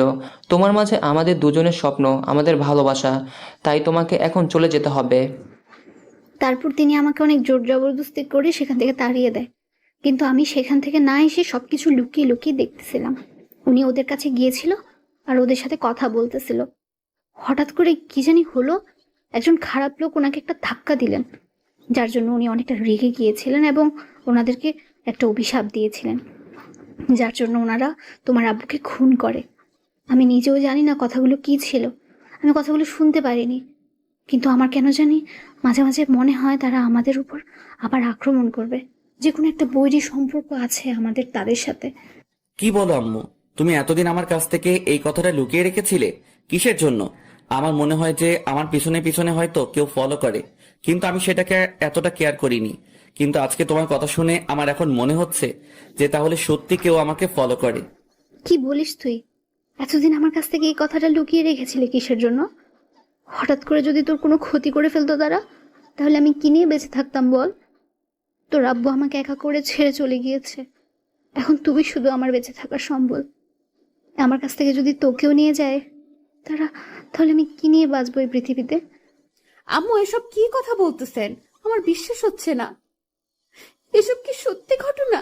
সত্যি কেমন ঘটেছিল আপনাদের সাথে? আরে পাগলি মা, এত কান্না করতে হবে না। মাহিনের একটা আলাদা শক্তি আছে যেটা আমি ছাড়া অন্য কেউ জানে না। কি বলো আম্মু? আমার একটা অলৌকিক শক্তি আছে তুমি এতদিন আমার কাছ থেকে লুকিয়ে রেখেছিলে কিসের জন্য বলো? আজকে রাত 12টার পর তোর বয়স 21 পূর্ণ হবে। আজকের পর থেকে তোর মাঝে সেই অলৌকিক শক্তি আসা শুরু হবে। কি বলেন আম্মু? এতটা ভুতুড়ে কাহিনী আপনাদের ফ্যামিলিতে আমাকে তো আগে জানানো উচিত ছিল, তাই না? আগে জানানো হলে তাহলে তুমি আমাকে বিয়ে করতে না, তাই না? এখন তোমার মন বুঝি বলতেছে কেন যে আমাকে বিয়ে করলে, আর কেনই বা এই ঝামেলার মধ্যে ফেসে গেলে, তাই তো? আমি মোটেও সেরকম মেয়ে না যে স্বামীকে ছেড়ে পালিয়ে যাব। স্বামীর বিপদের সময় বুঝছেন? আজকের পর থেকে আমি ভূত হয়ে যাব, তখন তো আমার সাথে থাকতে পারবে না। তখন কি করবে? আমি যদি তোমার ঘাড় মটকে দেই তখন? দেখুন, এরকম ভয় দেখানোর কথা বলবেন না। আমি কিন্তু একটুও ভয় পাই না ভূতের। তাই আপনি যত যাই বলুন না কেন, আমি ভয় পাবো না আপনাকে। সেটা না হয় বুঝলাম, কিন্তু এভাবে তোতলিয়ে কথা বলার কি আছে? তোমার তো হেব্বি সাহস। তাহলে দেখা যাবে রাত 12টার পর কেমন সাহস থাকে তোমার মাঝে। আহা, কি শুরু করে দিয়েছো? আমার কথা তো শেষ করতেই দিবে, তাই না? তার আগে এত বকবক শুরু করলে আমি কিন্তু এখান থেকে চলে যাব বলে দিলাম। আমি কি করেছি? সব তো আপনার ছেলের দোষ, তাই না? দেখলেন তো সে আমাকে কি করে ভয় দেখাচ্ছে। আমি ভালো করে জানি যে তুমি আমার উপর সব দোষ চাপিয়ে দিয়ে নিজে দোষমুক্ত হওয়ার চেষ্টা করবে, কিন্তু আজকে তো এটা করে লাভ হচ্ছে না। মাহিনের প্রকৃত জীবনসঙ্গী যে সে মাহিনকে কন্ট্রোল করতে পারবে। তার যে কোনো পরিস্থিতিতে এই শক্তিটা মাহিনের জীবনসঙ্গিনীর কাছে থাকবে। আমার মনে হয় এই শক্তিটা তোমার কাছেই আছে, তাই তোমাকে এত ভয় পাওয়ার কোনো কারণ নেই, কারণ তুমি যে কোনো পরিস্থিতিতে মাহিনকে কন্ট্রোল করতে পারবে। সত্যি আম্মু? তাই নাকি? তাহলে তো আপনার ছেলের 12টা বাজিয়ে ছেড়ে দেব। দেখব সে আমার কথা না শুনে কোথায় যায়, যেহেতু আমি তাকে কন্ট্রোল করতে পারবো। এটা আবার কেমন অলৌকিক শক্তি যে জীবনসঙ্গিনী যদি আমাকে কন্ট্রোল করতে পারে? এরকম ক্ষমতা আমি চাই না। তাহলে পেতনিটা আমাকে জ্বালিয়ে মেরে ফেলবে। নামাজের সময় হয়ে এসেছে, যাও গোসল করে নামাজের জন্য রেডি হও। আমিও গোসল করতে চাই, অনেক গল্প করলাম। আর এখন যা কিছু করবে ভেবে চিন্তে করবে। যেদিকে যাবে দেখে শুনে চোখ কান খোলা রেখে সেদিকে যাবে। আচ্ছা আম্মু, তাহলে আমরা গোসল করে নেই, তুমিও গোসল করে নাও। নামাজ শেষে আবার গল্প করতে বসবো। আজকে যে আম্মুকে নিয়ে বিকেলে বের হওয়ার কথা ছিল, সেটাকে ভুলে গিয়েছেন নাকি? আমি এতবার আপনাকে ইশারা করতেছিলাম, আপনি দেখলেন না কেন? এটা আম্মুর জন্য সারপ্রাইজ। আপনাকে কি করে সেখানে বলতে পারবো যে তাড়াতাড়ি চলেন? আম্মুকে সারপ্রাইজ দিতে হলে এইভাবে বলবো না। আম্মুকে সারপ্রাইজ দিতে হলে এইভাবে বলবো, তাই না? যে আম্মু আপনার জন্য সারপ্রাইজ আছে, তাড়াতাড়ি রেডি হন। হয়েছে, আমার ভুল হয়ে গেছে, এবারের মতো ক্ষমা করে দাও কেমন? তাড়াতাড়ি চলো, গোসল করে আমি নামাজ পড়ে আসি, তুমিও নামাজ পড়ো। তারপরও রেডি হয়ে আম্মুকে নিয়ে বেরিয়ে পড়বো। এখন তো যত তাড়া দেখাতে পারেন দেখাবেন, কিন্তু একটু আগে তো আমি আপনাকে তাড়া দিয়েছি, সেটার খেয়াল করলেন না। কি জন্য? তার জন্য আপনার শাস্তি পেতে হবে আজকে রাতে। আচ্ছা, সেটা না হয় রাতে দেখা যাবে। এখন এরকম বকবক না করে তাড়াতাড়ি রুমে চলো। কি আমি বকবক করি, তাই না? আপনি সব সময় বকবক করেন, আমি তো সব সময় চুপচাপ থাকি। আপনি তো আমাকে কথা বলতে বাধ্য করেন। এত বড় সাহস তোমার আমার মুখের উপর কথা বলো? চুপচাপ থাকো, আবার কথা বলো কিসের জন্য? আপনার সাহস কি করে হয় আমাকে ধমক দিয়ে কথা বলার? আমি কিন্তু এক্ষুনি গিয়ে আম্মুকে বিচার দিব, তখন দেখবেন। বড় বড় কথা বলে এখন আবার আম্মুকে বিচার দেওয়ার কথা বলতেছো? যাও গিয়ে বিচার দিয়ে আসো, তাতে আমার কি? সত্যি আপনার কিছু যায় আসে না। যাবো আম্মুকে গিয়ে বিচার দিয়ে আসবো। যাও, তাতে আমার কি? আমি তো বললাম যে বিচার দিয়ে আসো, তাতে আমার কিচ্ছু যায় আসে না। তারপর ওনাকে দেখিয়ে আমি আম্মুর রুমের দিকে পা বাড়াতে লাগলাম, যখনই উনি আমার হাত ধরে ফেললেন। আমি চোখ দিয়ে ইশারা করলাম যে কি হলো, আটকে রাখলেন কিসের জন্য? আরে আমি তো কথার কথা বললাম, সোনার পাখিটা আমার, তার জন্য আম্মুর কাছে বিচার দিতে যেতে হবে? চলো তো, দেরি হয়ে যাচ্ছে, আজান দিচ্ছে মসজিদে। আচ্ছা চলেন, এখন আর কথা বাড়িয়ে লাভ নেই। অনেক তর্ক করলাম আপনার সাথে, রোজা রেখে কথা বলতে পারবো না। পরে দেখা যাবে বিকেলে অনেক ক্লান্ত হয়ে যাব। চলেন তো এখনই। তারপর দুজনে রুমে চলে আসলাম। এসে গোসল করে উনি পাঞ্জাবি পরে মসজিদে রওনা দিলেন। আমিও অজু করে এসে জায়নামাজটা নিয়ে নামাজে দাঁড়িয়ে গেলাম। নামাজ পড়া শেষ করে ঘরে কিছুক্ষণ শুয়ে রইলাম। ঘর থেকে বের হয়ে দেখি উনি নামাজ শেষ করে বাসার ভেতরে প্রবেশ করতেছে, আর আম্মু দেখি ওনার রুম থেকে বেরিয়ে আসতেছে। আম্মু, আপনার সাথে কিছু কথা ছিল, যদি কিছু মনে না করেন তাহলে আজকে আমি আপনাকে একটা নতুন শাড়ি পরিয়ে দিতে চাচ্ছি। এটা আমার অনেক দিনের ইচ্ছা ছিল, কিন্তু লজ্জায় এখনো বলতে পারিনি। এখন কি দরকার? ঈদের দিন পরিয়ে দিস কেমন? এতদিন যেহেতু ধৈর্য ধরে এসেছিস, তাহলে ঈদ পর্যন্ত একটু ধৈর্য ধরে থাক। না, এতদিন ধৈর্য ধরতে ইচ্ছা করতেছে না, আজকে পরিয়ে দিই। ইচ্ছা করতেছে খুব। কেন এরকম করতেছেন? চলেন না রুমের ভেতর। আরে আম্মু, তোমার কলিজার বৌমা বলতেছে আর তুমি এখানে নানা করতেছো, বিষয়টা কেমন দেখায় না? কিন্তু এখন ভাল লাগতেছে না, পরে আরেকদিন বললাম তো, ঈদের দিন পড়লে কেমন হয়? ঈদের দিন পড়বে মানে? এতই বৌমাকে ভালোবাসো আর বৌমার একটা আবদার রাখতে চাচ্ছ না? সে তো তোমার কাছ থেকে কিছু চাইনি, শুধু তোমাকে একটা নতুন শাড়ি পরিয়ে দিতে চেয়েছে, তাতেই তুমি এরকম রিয়াকশন করতেছো? তোমার বৌমার মন খারাপ হবে, সেই দিকটা কি ভেবে দেখেছো? আচ্ছা চলো তো মা, তোমার মনের ইচ্ছাটা পূরণ করে আসি, না হলে বদমাস ছেলেটা সবসময় খোঁটা দিয়ে কথা বলবে, তার থেকে তোমার আবদার পূরণ করে দেই। তারপর আমি ওনাকে ইশারা করে রেডি হতে বললাম। আমি যেহেতু বোরকা পরবো তাই বোরকা রেডি করে রেখে এসেছি। এখন আম্মুকে রেডি করে তারপর আমি গিয়ে বোরকা পরে নিব।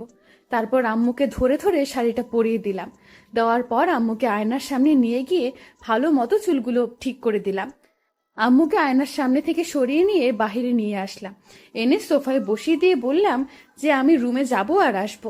তোমরা দুজনে আসলে করতে চাচ্ছটা কি আমার সাথে বুঝতেছি না, এরকম করতেছো কেন? আজকে তোমাদের ব্যবহার কিরকম যেন আজব আজব লাগতেছে আমার কাছে। আপনি শুধু শুধু আমাদের নিয়ে টেনশন করেন, এত টেনশন করা ঠিক না। আপনি যেখানে বসে আছেন সেখানে বসে থাকেন, আমি রুমে যাব আর আসব। তারপর আম্মুকে আর কোনো কিছু বলার সুযোগ না দিয়ে আমি তাড়াতাড়ি রুমে এসে পড়লাম। কি ব্যাপার অলস মানুষ, এখনো আপনার এই অবস্থা? ভেবে পাচ্ছি না কি করব।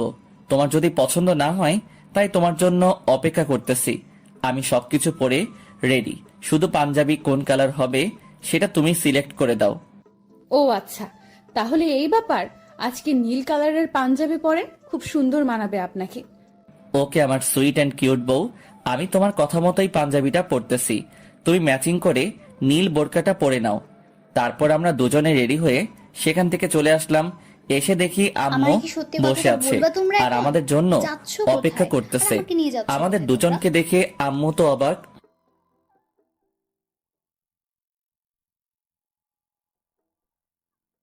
আম্মু এত কথা বলতে নেই, তুমি শুধু আমাদের সাথে আসবে, এত কথা বলার কি আছে? আমাকে বলবি তো নাকি, না হলে আবার আমার মনে খুঁতমুত থেকে যাবে। বললেই তো হয় কোথায় যাচ্ছি আমরা। খুশমুডে থাকাই ভালো। চলেন এখন, এখানে থাকা ঠিক হবে না, দেরি হয়ে যাচ্ছে। সন্ধ্যার আগেই ফিরে আসবো, চলেন। তারপর আম্মু, আমি আর আমার বউ তিনজনে বাসা থেকে বেরিয়ে পড়লাম। বাসা থেকে বেরিয়ে গাড়িটা বের করে আনলাম।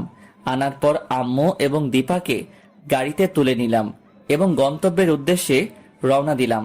আমি গাড়িটা ড্রাইভিং করতেছি, দীপা আর আম্মু দুজনে পিছনের সিটে বসে গল্প করতেছে। আমি লুকিং গ্লাসে শুধু তাদের বন্ডিং দেখতেছি। কত সুন্দর একটা বন্ডিং, কেউ বলবে না যে এরা বৌমা শাশুড়ি, দেখে বলবে মা আর মেয়ে। আমি দোয়া করি আমার মায়ের আর আমার বউয়ের বন্ডিংটা যেন সারা জীবন এরকম থাকে, কখনো যেন তাদের মাঝে কোনো রকম ঝগড়ার সৃষ্টি না হয়। প্রায় 30 মিনিট পর আমরা সেই গন্তব্যস্থানে পৌঁছে গেলাম। চারিপাশে গাছপালা দিয়ে ভরপুর নিরিবিলি একটা পরিবেশে আম্মু আর দীপা দুজনে গাড়ি থেকে নেমে পড়লো। আমাকে কোথায় নিয়ে আসলে তোমরা, বুঝলাম না। আজকে আমরা একটা প্ল্যানিং করেছি যে আপনাকে নিয়ে কখনো বের হওয়া হয় না অনেক দিন থেকে, তাই আজকে বের হয়েছি। আর ইফতার সবকিছু রেডি করে সাথে করে নিয়ে এসেছি। এখন আমরা এখানে ফ্যামিলি পিকনিক করব, এখানে ইফতার করব, তারপর বাসায় ফিরবো। এটা করার কি মানে হয়? বাসায় করলে ভালো হতো, এখানে এসে এভাবে এসব করা ঠিক না। আম্মু, তুমি যেটা ভাবছো সেরকম কিচ্ছু হবে না, একদম সবকিছু ঠিকঠাক হবে, এখানে কোনো সমস্যা হবে না। আমি জানি আমাকে তুমি ভরসা করো না। তাও আজকের দিনটা তোর জন্য অনেক ভয়াবহ একটা দিন। তোকে বাইরে নিয়ে আসা আমার ভুল হয়েছে। আমার তো কোনো স্মরণ ছিল না, কিন্তু এখন মনে হচ্ছে এখন আমাদের বাসায় ফিরে যেতে হবে, এখানে থাকা উচিত হবে না। আম্মু একদম টেনশন করবেন না, এরকম কিচ্ছু হবে না। আমরা একদম সেফটি ভাবে এখানে থাকবো। আর এখান থেকে আমরা আজকে ফ্যামিলি পিকনিক এবং ইফতার শেষ করে বাসায় ফিরে যাব। হ্যাঁ আম্মু, বেশি দেরি করব না তো, সন্ধ্যার আগে আমরা বাসায় ফিরে যাব, তুমি দেখে নিও। আমার মনে হচ্ছে এখানে থাকা আমাদের উচিত হবে না, কারণ আমি আশেপাশে কোনো কিছুর একটা আভাস পাচ্ছি। তাই প্লিজ তাড়াতাড়ি এখান থেকে চলে যাই আমরা। আম্মু, তুমি ঠিক আছো তো? তোমার কোনো সমস্যা হচ্ছে না তো? আমার কিছু হবে না, তুমি স্বাভাবিক থাকার চেষ্টা করো। দীপা, তুমি আম্মুর হাত ধরে রাখো, কারণ আমিও একটা আভাস পাচ্ছি এখন আমাদের বাসায় ফিরে যেতে হবে। আমাদের উচিত হয়নি আম্মুকে এসব বিষয় না জানিয়ে আম্মুকে এখানে নিয়ে আসা। তুমি দ্রুত গুছিয়ে নাও, আমরা দ্রুত বাসায় ফিরবো। আম্মু আপনি একদম টেনশন করবেন না, আমাদের কিচ্ছু হবে না। আমরা বাসায় যাচ্ছি। এখনো তো অনেকটা দিনের আলো আছে, মাত্র বিকেল। আমাদের আশেপাশে অনেক মানুষ আছে, এরকম কিচ্ছু হবে না, আপনি টেনশন করবেন না অযথা। আমাদের ভুল হয়ে গেছে, আমরা তখন ভালোভাবে বুঝতে পারিনি আর বিষয়টা খেয়াল করিনি ততটা। আমরা চলে যাচ্ছি। তারপরে আমরা গাড়িতে করে সেখান থেকে খুব দ্রুত চলে আসলাম বাসার দিকে। আমি খুব দ্রুত গাড়িটা নিয়ে বাসায় এসে উপস্থিত হলাম। শিট, এটা কোনো কাজ হলো? তোমাদের এত করে বললাম তাড়াতাড়ি চলো তাড়াতাড়ি চলো, তাহলে আজকে আমাদের শত্রু তিনজনকে খতম করতে পারতাম, আমাদের চির শত্রু শেষ হতো।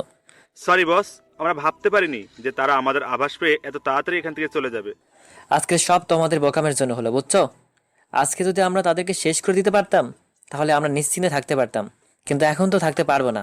এত টেনশন করার কি আছে? তারা তো মানুষ। আমরা তাদের বাসায় গিয়ে অ্যাটাক করি এবং তাদেরকে নিমিষের মধ্যে শেষ করে দিয়ে আমরা নিশ্চিন্তে থাকতে পারি, তাই না? বোকার দল কোথাকার! যদি সেরকমটা হতো তাহলে তো আমি কবেই তাদেরকে শেষ করে দিতাম। তাদের বাসার ত্রিসীমানের ভিতরে আমাদের প্রবেশ নিষিদ্ধ, সেটা পবিত্র জায়গা, সেখানে অনেক কিছু আছে। আমাদের শত্রু, তাই আমরা সেখানে প্রবেশ করতে পারি না। ওস্তাদ, তাহলে এখন আমরা কি করতে পারি? আমরা আমাদের চিরশত্রুকে কিভাবে নিধন করতে পারি তার একটা উপায় বলে দিন আমাদের। আমরা কি তাহলে আমাদের চিরশত্রুকে কখনো শেষ করতে পারবো না? তাদের হাতে কি আমাদের মৃত্যু হবে? না, কখনোই সম্ভব না। আমি এবং আমার গুরু, আমরা শেষ হয়ে যাওয়ার আগেই সেই ছেলেকে আমি শেষ করে দেব। আপনি তো এক্ষুনি বললেন যে ছেলেটা আজকে একটা ভয়ানক শক্তি পেতে চলেছে, তাহলে আমরা তাকে কিভাবে শেষ করব? এত বোকামি কথা বলতে হবে না। আমাদের যে গুরু আছে সে সব কিছু শুনতেছে এবং সব কিছু তার জানা আছে যে আমাদের চিরশত্রুকে কিভাবে শেষ করতে হবে।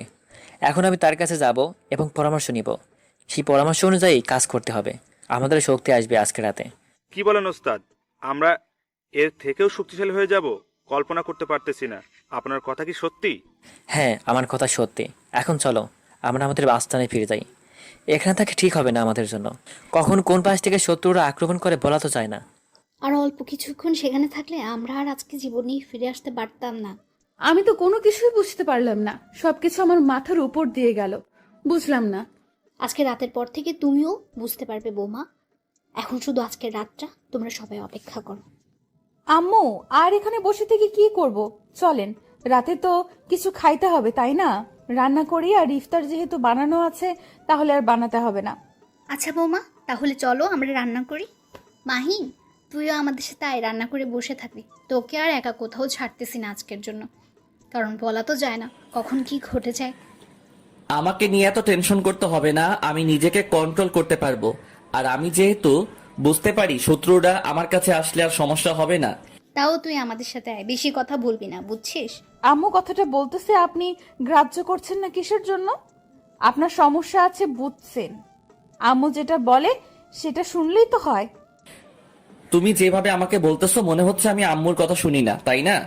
আমি সেরকম কোনো কিছু বলিনি, আমি শুধু বলেছি এখন আম্মু যেটা করতে বলেছে কোনো কথা না বলে আম্মুর কথা মতো চলুন, তাহলেই তো হয়। আচ্ছা হইছে, আর কথা শোনাতে হবে না আমাকে। আমি যাচ্ছি রান্নাঘরে, কিন্তু আমি রান্নাঘরে গিয়ে কি করব বুঝতেছি না। আজকে আপনাকে আমরা রান্না শিখাবো, বলা তো যায় না কখন আমি চলে যাই এই পৃথিবী থেকে।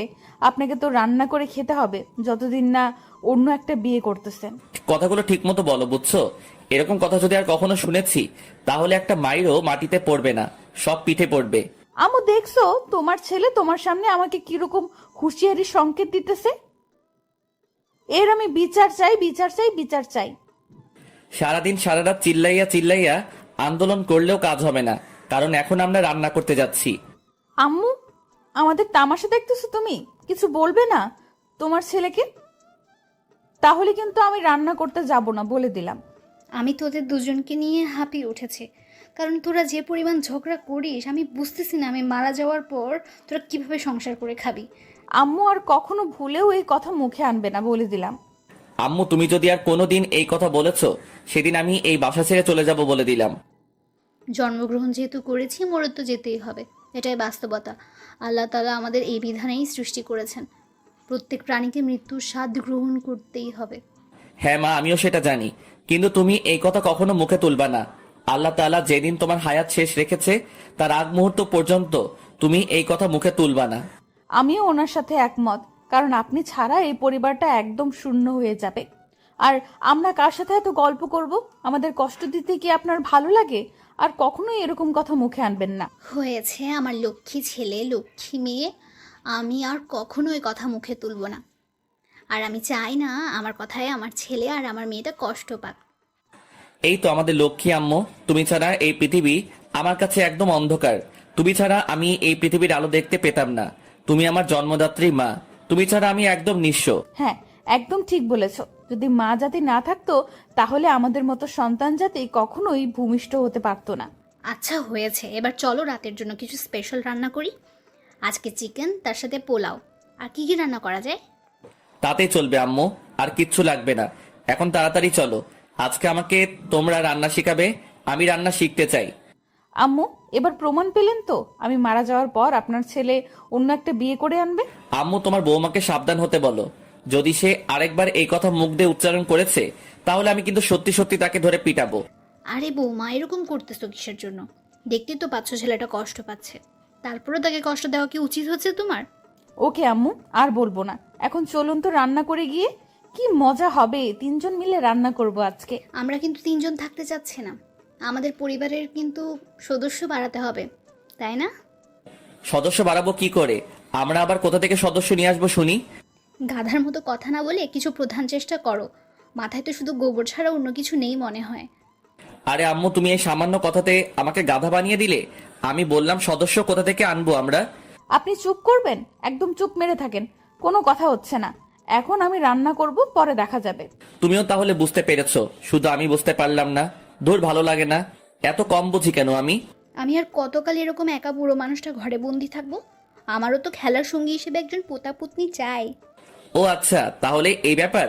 সমস্যা নাই, এনে দেব। পরক্ষণে আম্মুর কথাটা বুঝতে পেরে জিভে কামড় দিয়ে বসলাম। আম্মু তাহলে এই কথাটা মিন করেছিল, আর আমি গাধার মতো না বুঝে আম্মুকে প্রশ্ন করে যাচ্ছি। আমি দীপার দিকে তাকিয়ে দেখি সে লজ্জায় লাল হয়ে নিচের দিকে তাকিয়ে আছে। আমি তো আম্মুর দিকে তাকাতে পারতেছি না, তাও আর চোখে তাকিয়ে দেখি আম্মু মিটমিট করে হাসতেছে। আম্মু চলুন তো রান্না করি, সন্ধ্যা হয়ে যাচ্ছে, ইফতারের সময় হয়ে আসবে একটু পর। দীপা লাজুক সুরে আম্মুকে কথাটা বলে রান্নাঘরের ভেতরে চলে গেল। আম্মুও দীপার পেছনে পেছনে চলে গেল। আমিও কিছুক্ষণ সেখানে দাঁড়িয়ে থেকে তারপর রান্নাঘরে প্রবেশ করলাম। আমরা যেটা যেটা আপনাকে অর্ডার করব আপনি সেটা সেটা শুধু আমাদের হাতের কাছে এনে দেবেন, আর দেখবেন কোনটা কি পরিমাণে ব্যবহার করি। এটা উচিত না। আমি সবকিছু করব, তোমরা শুধু দেখিয়ে দেবে যে কোনটা কি পরিমাণ দেব, তাহলে তো আমার মনে থাকবে, তাই না? জি না, সেটা হচ্ছে না, কারণ আপনাকে রান্না করতে দিলে আজকে সারা রাত না খেয়ে থাকতে হবে। আমাকে এখানে আনা হয়েছে রান্না শেখানোর কথা বলে। এখন যদি রান্না না শেখানো হয় তাহলে আমি এখান থেকে চলে যাব। উফ, আপনাকে নিয়ে আর পারি না। ছোট বাচ্চাদের মতো সবসময় জেদ ধরলে কি আর পারা যায়? আচ্ছা হয়েছে, তোমাদের ঝগড়া করতে হবে না। মাহিন, তুই আমার এখানে আয়, আমি তোকে শিখিয়ে দিচ্ছি কোনটা কি পরিমাণ দিতে হবে। এই চামচ, আর এই নে মরিচের গুঁড়ো, আর এগুলো হচ্ছে হলুদ, আর এগুলো লবণ। সেটা না হয় বুঝলাম, কিন্তু একটা সমস্যা আছে। হলুদ আর মরিচের গুঁড়া কোনটাতে কি করে ফেলবো সেটাই তো ভাবতেছি। আমি ভালো করে জানি আম্মু আপনার ছেলে দ্বারা এসব কাজ ওকে দিয়ে হবে না, তাই ওকে হেল্পারি চাকরি দেন। তুমি মাঝখানে কথা বলো কিসের জন্য? যেভাবে বলতেছো তুমি মনে হয় একদিনে রান্না করা শিখছো। তুমি তো যখন বাপের বাড়িতে ছিলে তখন তো রান্না করতে পারতে না। আম্মুই তো তোমাকে রান্না শিখিয়েছে, তাই না? আম্মু দেখছেন আপনার সামনে আমাকে খোঁটা দিচ্ছে, আর আপনি সবকিছু চুপচাপ সহ্য করে যাচ্ছেন। আমি বুঝতেছি না আপনার মেয়ের উপর আপনার ভালোবাসা কমে যাচ্ছে কেন দিন দিন। আহারে, রান্না করতে এসেও শান্তি নাই দেখি। আজকে তোমরা টম এন্ড জেরির চেয়েও বেশি ঝামেলা শুরু করে দিয়েছো। আমার দোষ কি ছিল? তুমি তো দেখতেছো তোমার বৌমা সবসময় আমাকে কথা শোনাচ্ছে, তুমি তো চুপচাপ শুনতেছো। আর আমি যখন বলতেছি তোমার বৌমা তোমাকে বিচার দিচ্ছে। আমি আজকে কারো বিচার শুনতেছি না, শুধু দেখে যাব। আম্মু, আজকে তুমি নিরপেক্ষ হয়ে গেলে আমার অবস্থা তো শেষ হয়ে যাবে। এখন তাড়াতাড়ি রান্নাটা করতে হবে, তাই না? রান্নাটা শেষ করে তারপর তো আরো বেশ কিছু কাজ আছে হাতের, সেগুলো তো করতে হবে। আজকে তো আবার আপনার ছেলের রোগানটা থেকে শক্তি আসবে। নিজের মুখটা বন্ধ করে কাজ করতে কি সমস্যা হয় নাকি? আমাকে নিয়ে কথা না বলে চলে না? আপনাকে যে কি করব বুঝতে পারতেছি না। আপনাকে যখন কন্ট্রোল করব তখন দেখবেন বাদর নাচ নাচিয়ে ছাড়বো। আম্মু, তুমি এই মেয়েকে কখনো আমার কাছে আসতে দেবে না, বলে দিলাম এক্ষুনি। একটু পর আজান দিবে, বুঝতেছো? অজু করতে হবে, ফ্রেশ হয়ে ইফতার করতে হবে, তারপর নামাজ পড়তে হবে। তোমাদের এরকম ঝগড়া শুনতে এখন আমি মোটেও প্রস্তুত না। আমি দেখলাম আম্মু কেমন জানি আজকে বিরক্ত বোধ করতেছে। আমি দীপাকে ইশারা করে অনুনয় বিনয় করতে লাগলাম সে যেন আর কোনো কথা না বলে যেটা আমার গায়ে লাগে। দীপা ব্যাপারটা বুঝতে পারলো, তাই সে চুপ হয়ে গেল আর রান্নায় মনোযোগ দিল। রান্নার কথা ছাড়া অন্য কোনো কথা বের হচ্ছে না আর দীপার মুখ থেকে। সেটা দেখে আম্মু আমাদের দুজনের দিকে বারবার তাকাচ্ছে আর কিছু বলতেছে না। আমার কথায় মন খারাপ করলে নাকি তোমরা দুজন? আম্মু, তুমি তো জানো আমার মন খারাপ হয় না, তারপরও এ কথা বলতেছো তুমি? আমাদের মন খারাপ হবে কিসের জন্য? আমরা তো স্বাভাবিক আছি। তুমি কাজ করতেছো, কাজ করো, আমি দেখে যাই। দেখে যাই মানে?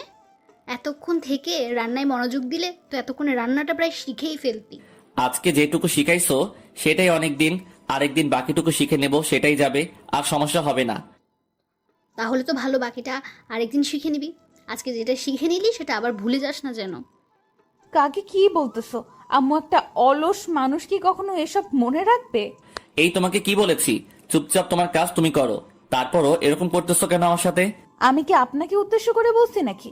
আমি তো আমার মুখ দিয়ে কথাটা বললাম। যেহেতু আপনার গায়ে লেগেছে, তার মানে আপনি সত্যি সত্যিই অলস। তোমাকে উচিত শিক্ষা না দিলে তুমি ঠিক হবে না, সেটা আমি ভালো করেই জানি। আচ্ছা তাহলে তোমরা ঝগড়া করো, আমি একটু বাইরে থেকে আসি। কথাটা বলে আম্মু সেখান থেকে বেরিয়ে গেল। আমি দীপার কাছে চলে আসলাম আর দীপাকে পিছন থেকে জড়িয়ে ধরলাম খুব শক্ত করে। এসব কি অভদ্রতামি করতেছেন? আম্মু চলে আসবে যে কোনো সময়। ছাড়েন বলতেছি, ছাড়েন। এরপর থেকে যদি তুমি আমার সাথে আর একবার নিজে থেকে ঝগড়া করতে এসেছো, তাহলে তোমাকে যে কি করব সেটা পরে দেখা যাবে। আপনি আমার কচু করবেন, কচু কচু। ভাগেন এখান থেকে, আম্মু চলে এসেছে। আম্মুর কথা শুনে আমি দীপাকে ছেড়ে দিয়ে দৌড়ে অন্য সাইডে চলে আসলাম। আশেপাশে তাকিয়ে দেখলাম আম্মু এখনো আসেনি, তাই আমি দীপার কাছে আবার যেতে লাগলাম। আমাকে তো ভালোই বোকা বানাতে পারো মিথ্যা কথা বলে। মিথ্যা কথা বলতেছো রোজা ধরে, এটা কিন্তু ঠিক না। আপনি যখন তখন আমাকে জড়িয়ে ধরবেন, যদি আম্মু দেখে ফেলে তখন তো আমার একটা লজ্জার ব্যাপার আছে। এমনিতেই তখন আম্মুকে কি একটা লজ্জায় ফেলে দিয়েছিল বোকার মতো আপনার প্রশ্ন করার জন্য। আর এখন এসব কি করতেছে? সব সময় কি এসব করার সময় নাকি? আমি তো আর পরকিয়া করতেছি না, আমি তো বিয়ে করা বউকে জড়িয়ে ধরে আছি। আম্মু দেখবে, দেখে চলে যাবে, একটু লজ্জা লজ্জা ভাব নিয়ে, বা আমাদের লজ্জা দিয়ে ভিতরে চলে আসবে। সেটা কোনো ব্যাপার হইলো? আম্মু তো অন্য কেউ তো না। আমি অনেক নির্লজ্জ মানুষ দেখেছি, অনেক বেহায় মানুষ দেখেছি, কিন্তু আপনার মতো নির্লজ্জ বেহায় মানুষ আজকে প্রথম দেখতেছি। প্রতিটা বউয়ের কাছে প্রতিটা স্বামী নির্লজ্জ হয়, না হলে এত ভালোবাসা পাবে কোথা থেকে বউরা? অনেক হয়েছে চাপাবাজি করা, চাপাবাজি করতে হবে না। এখন আমার হাতের কাজগুলো করতে দেন, না হলে কিন্তু এই যে গরম খুন্তি সেকে দেব। এখনো তোমরা দুজন ঝগড়া করতেছো? আচ্ছা রান্নাটা কি শেষ হয়েছে নাকি ঝগড়া করতেছো দুজনে? আমি কিন্তু রান্না করতেছিলাম, আপনার সালাম কা দুসরা করতেছিলাম। আপনার ছেলেকে বাইরে পাঠিয়ে দেন, আমি রান্নাটা শেষ করতে পারবো তাহলে তাড়াতাড়ি। সত্যি আম্মু, আমি বাইরে চলে যাব এক্ষুনি। তোকে রুমে যেতে হবে না, তুই আমার কাছে আয়, আমি কি কি রান্না করি সেগুলো শেখার চেষ্টা কর। ভবিষ্যতে কাজে লাগবে যখন বৌমা প্রেগনেন্ট হবে। আর আমি যখন না থাকি, বলা তো যায় না ভবিষ্যতের কথা। আম্মু এখন কিন্তু আমি সত্যি সত্যি এখান থেকে চলে যাব, তোমাকে বলছি না এসব কথা আর বলো না। তারপর তুমি এসব কথা বলো কিসের জন্য? আম্মু, আপনি কি সত্যি সবসময় আমাদের কষ্ট দেওয়ার জন্য কথা বলেন? এসব কি বলতেছেন বারবার? আমাদের কষ্ট হয় না বুঝি? আচ্ছা হয়েছে, আর বলবো না, আমার মনে ছিল না, এবার কানে ধরতেছি, আর বলবো না। আম্মু আছে, তোমাকে আর কানে ধরতে হবে না। তুমি কানে ধরা মানে আমাদের লজ্জায় ফেলে দেওয়া। আচ্ছা রান্না প্রায় শেষ, এবার যা রুমে গিয়ে ফ্রেশ হয়ে আয় তাড়াতাড়ি। আমিও যাই তাহলে। উনি তো আবার একা, যদি যায় রুমে তাহলে যদি কোনো সমস্যা হয় আমি ওর সাথে যাই। আচ্ছা তোমার যদি রান্না শেষ হয়ে থাকে তাহলে তুমিও মাহিনীর সাথে যাও। আমার অল্প একটু কাজ আছে, 2 মিনিট লাগবে, আমি শেষ করে তারপর সবকিছু নিয়ে বেরিয়ে আসতেছি। তোমরা দুজন ফ্রেশ হয়ে আসো। তারপর আমি আর দীপা দুজনে রান্নাঘর থেকে বেরিয়ে আমাদের রুমে চলে আসলাম। আমি রুমে এসে বিছানায় বসে পড়লাম। অনেকক্ষণ দাঁড়িয়েছিলাম, কোমরটা কেমন জানি ব্যথা হয়ে গেছে, তাই বসে পড়লাম। দেখি দীপা আমার দিকে রাগি লোক নিয়ে তাকিয়ে আছে। বুঝলাম না এত প্যারা দিলে কি ভালো লাগে। এই জন্য মনে হয় মনীষীরা বলেছেন বিয়ে করার আগে 10 বার ভাবা উচিত। আমরা এখনকার ছেলেগুলো তো বিয়ে করার জন্য পাগল হয়ে যাই। ভাইরে ভাই, বিয়ের পর যে কি একটা প্যারা সেটা বিয়ে করার পর বুঝতে পারবো। এখন বললে হয়তো বলবা যে আমি খারাপ। প্রথম প্রথম অনেক মজা পাবা, শ্বশুর বাড়ি যাবা, নতুন নতুন শালি, তাদের সাথে আড্ডা দিব, তারপর এখানে ওইখানে যাওয়া, সবকিছু মিলে অনেক মজায় থাকবা। কিন্তু যখন সংসারটা শুরু করবা তখন বুঝবা যে মাসের কয়দিন যায় আর কিভাবে যায়, আর বউয়ের প্যারা কত প্রকার। একা একাই বিড়বিড় করছেন, শুনি আমাকে কিছু না বলে। আমি আমার পাঠকদের উদ্দেশ্যে কিছু কথা বললাম, তাদেরকে একটু উপদেশ দিলাম। তোমাকে শুনতে হবে না এসব কথা, এসব কথা তোমাকে শোনা যাবে না। কি এমন গোপন কথা বললেন তাদের যে আমাকে বলা যাবে না? বুঝলাম না, এত গোপন কথা থাকতে পারে আপনার? তাও আবার পাঠকদের সাথে। আম্মু রান্নাঘরে একা, তাড়াতাড়ি ফ্রেশ হয়ে আসো, তারপর আমি ফ্রেশ হব। ও তাই তো, আমার মনে ছিল না। আপনার অবস্থা দেখে তো আমি ভেবেছিলাম যে আপনাকে এখন পিটাতে হবে, না হলে আপনি তো আবার বিছানা থেকে উঠবেন না। আচ্ছা, তুমি দিন দিন এরকম হয়ে যাচ্ছ কিসের জন্য আমি বুঝতেছি না। তুমি আগে আমাকে অনেক সম্মান করতে, কিন্তু এখন তো সম্মান তো দূরের কথা, সবসময় পিটানোর জন্য প্রস্তুত থাকো। স্বামীকে মাঝে মাঝে শাসন করা লাগে, শোষণ করা লাগে, বুঝছেন? আবার আদরও করা লাগে, সম্মান দেওয়া লাগে, সবকিছু মিলিয়ে ভালোবাসাটা পরিপূর্ণতা পায়। আমাকে আদর করা তো দূরের কথা, সবসময় তো পিটানোর জন্য তুমি প্রস্তুত থাকো। আমি ইদানিং লক্ষ্য করতেছি তো, এটা কিন্তু ভালো স্বভাব না। আচ্ছা হয়েছে, আমার ভুল হয়েছে, আমায় মাফ করে দিবেন। এখন আমি ফ্রেশ হতে যাচ্ছি, আপনার কথা শুনতে চাচ্ছি না। আর নামাজ পড়তে হবে, ইফতার করতে হবে। আচ্ছা যাও, এমনিতে আজকে রাতে যে কি হতে চলেছে সেটা নিজেও জানি না, কেন যে আমাদের জীবনে এরকম একটা কালো অধ্যায় রয়ে গেছে, এখন খুব টেনশন হচ্ছে। এসব নিয়ে টেনশন করতে হবে না। আল্লাহ তাআলা আমাদের কপালে যেটা লিখে রেখেছেন সেটাই হবে, এর থেকে বেশি কিছু হবে না বা কম হবে না। আল্লাহ ভরসা, আল্লাহ যেটা করবে মঙ্গলের জন্য করবে, অমঙ্গলের জন্য কখনো আল্লাহ কোনো কিছু করবে না বান্দার জন্য। কখনো নিরাশ হবেন না, আল্লাহর উপর সবসময় ভরসা রাখবেন, দেখবেন সে সব কিছুতে সফলতা আসবেই ইনশাল্লাহ। ধৈর্যের ফল সবসময় মিষ্টি হয়, বাস্তবতা এটাই। আর তুমি যতই ধৈর্য ধরবে, আল্লাহ তাআলা তোমার উপর ততই সন্তুষ্ট হবে। আল্লাহ তাআলা সব বিপদ থেকে আমাদের মুক্ত করবে ইনশাল্লাহ। আল্লাহ তাআলার উপর আমাদের পূর্ণাঙ্গ ভরসা আছে। আজকে আম্মু একা একা কত কষ্ট করতেছে, তখন কি একটা ভয় পেয়েছিল, আর এখন একা একা কষ্ট করতেছে, আর আমার রুমে এসে গল্প করতেছি, এটা ঠিক না। আম্মুকে কষ্ট দিচ্ছি আমরা। আচ্ছা চলেন তাহলে দুজন একসাথে অজু করে আম্মুর কাছে চলে যাই, তখন আম্মুর ভালো লাগবে। তারপর আমি আর উনি দুজনে একসাথে অজু করলাম। অজু করে রুম হয়ে রান্নাঘরে উকি মারলাম। উকি মেরে দেখি আম্মু এখনো নেই, তাই ওনার রুমে উকি মারলাম। উকি মেরে দেখি উনি রুম থেকে বেরিয়ে আসতেছে। তোমাদের দুজনে দেরি হচ্ছে দেখে আমি রান্নাটা শেষ করে সবকিছু টেবিলে সাজিয়ে রেখে রুমে এসে অজু করে নিলাম। তোমাদের কোনো সমস্যা হয়নি তো আবার? আপনি প্লিজ মাফ করে দিয়েন, আমাদের একটু সমস্যা হয়নি, কিন্তু উনি একটু ক্লান্ত ছিল তাই বসে পড়েছিলাম। ওনার সাথে একটু কথা বলতে দেরি হয়ে গেছে, কিছু মনে নিবেন না আবার। ধুর পাগলি মেয়ে কোথাকার, আমি আবার কি মনে করব? তোমরা একটু রেস্ট করতে গিয়েছিলে, আর তার জন্য যদি আমি তোমাকে খোঁচা মেরে কথা বলি, তাহলে তুমি তো আমাকে আর সহ্য করতে পারবে না, তাই না? আম্মু সত্যি বলতেছি, আর কখনো এরকম হবে না। তাও আমার উপর মন ভারী করে থাকবেন না। পাগল মেয়ে কোথাকার। চলো, আজান দেওয়ার সময় হয়ে এসেছে, আর 1 থেকে 2 মিনিটের মধ্যে আজান দিবে। আমরা গিয়ে তার সামনে বসে পড়ি। তারপর আম্মু আমি দুজনেই একসাথে রুম থেকে বেরিয়ে আসলাম। এসে দেখি উনি ইফতার সামনে নিয়ে বসে আছে। আমরাও সেখানে গিয়ে বসে পড়লাম। আমি আর আম্মু একসাথে বসে পড়লাম কারণের অন্য সাইডে। একটু পরে আজান দেওয়া শুরু করে দিল, তাই আমরা সবাই ইফতার করতে লাগলাম। ইফতার করা শেষ করে সবাই নামাজ পড়তে চলে আসলাম। নামাজ পড়া শেষ করে আমি ওনার জন্য দোয়া পড়লাম, যাতে করে ওনার জন্য কোনো ক্ষতি না হয়। প্রাণের চেয়ে প্রিয় স্বামী, তার জন্য দোয়া না করতে তো মন আর ঠিক থাকে না, কারণ তার তো মঙ্গল কামনা করা আমার উচিত। তিনি তো আমার সারা জীবনের সঙ্গী, 1 বা 2 দিনের সঙ্গী না। ওনার যদি কোনো ক্ষতি হয়ে যায়, আমি তো নিজেকে কখনোই ক্ষমা করতে পারবো না, কারণ এরকম একটা জীবন সঙ্গী পাওয়া ভাগ্যের ব্যাপার। আমি যে তাকে এত জ্বালাতন করি, এত কাহিনী করি, তিনি সবকিছু মুখ বুজে সহ্য করে নেয়। আমার সাথে তেমন খারাপ ব্যবহার করে না, আর সব কিছু আমাকে বুঝিয়ে বলে, কোনো কিছু রাগান্বিত হবে বলে না। এটা যে একটা বড় পাওয়া, সেটা একটা মেয়ে বোঝে। আমি নামাজ শেষ করে উঠে দাঁড়িয়ে দেখি উনি বিছানায় শুয়ে আছেন। আজকে অবশ্য তিনি মসজিদে যায় নাই, আম্মু যেতে দেয় নাই, বাসায় নামাজ পড়েছে। আপনার কি কোনো প্রকার সমস্যা হচ্ছে? না তো, আমার কোনো সমস্যা হচ্ছে না, হয় একদম ঠিক আছি। তোমাকে দেখে ক্লান্ত লাগতেছে, তুমি এসে শুয়ে পড়ো। আমি একদম ঠিক আছি, আমাকে নিয়ে টেনশন করতে হবে না আপনার। আপনি শুধু বলবেন আপনার যদি কোনো সমস্যা দেখা দেয়। আম্মু তো বলেছিল রাত 12টার পর সেটা নাকি দেখা দেবে। এখন তো মাত্র সন্ধ্যা পার হইল, এখন অনেক সময় বাকি আছে, দেখা যাক। তাও সবসময় সাবধানতা অবলম্বন করলে আল্লাহর রহমতে কোনো কিছু সমস্যা হবে না। হ্যাঁ, এটা একদম ঠিক বলেছো, সাবধানতা অবলম্বন করতে হবে। কেন যে আমাদের জীবনটা এরকম হয়ে গেল, কেন আমরা স্বাভাবিক মানুষের মতো বাঁচতে পারবো না? এসব নিয়ে একদম টেনশন করো না, আল্লাহর রহমতে সব কিছু ঠিক হয়ে যাবে। আল্লাহর উপর ভরসা রাখুন সব সময়, একদম ভেঙে পড়বেন না, আল্লাহর উপর আস্থা রাখুন। আমার মাথায় কিছুক্ষণ হাত বুলিয়ে দাও তো, কেমন যদি মাথাটা ভারী ভারী হয়ে যাচ্ছে। আমি ওনার কথা মতো ওনার মাথাটা আমার কোলে তুলে নিলাম, তারপর একটু তেল নিলাম হাতে, তেলগুলো নিয়ে ওনার মাথাটায় বিলি কেটে দিতে লাগলাম, যাতে করে ওনার মাথাটা সব সময় ঠান্ডা থাকে। হে আল্লাহ, আমাদের এই বিপদ থেকে উদ্ধার করুন আর আমাদের সুস্থ স্বাভাবিক মানুষের মতো জীবন যাপন করার তৌফিক দান করুন। আমাকে নিয়ে কোনো টেনশন করবে না তুমি, আমি একদম ঠিক থাকবো আল্লাহর রহমতে। তুই কখনোই ভেঙে পড়বে না আমাকে নিয়ে। নিচে তো অনেক শক্ত থাকতে চাই, কিন্তু মন তো মানে না।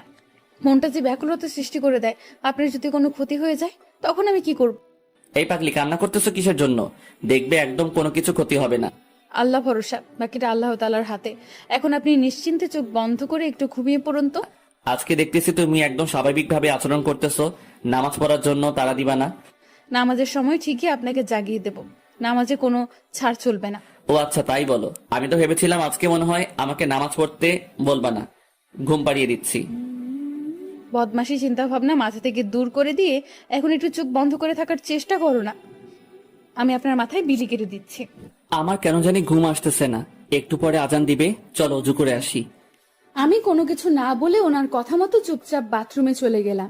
উনি আমার পেছনে পেছনে বাথরুমে চলে আসলেন। তারপর দুজনে একসাথে অজু করলাম। অজু করে আমি চলে আসলাম আম্মুর রুমে। আমি আর আম্মু দুজনে একসাথে তারাবির নামাজ পড়ার জন্য বসলাম। উনি ঘরে পড়ে নেবেন, কারণ আজকে ওনাকে মসজিদে যেতে দেওয়া হবে না, তাই উনি ঘরে আজকে নামাজ পড়বেন। মাহিনকে একা ঘরে রাখা কি ঠিক হলো?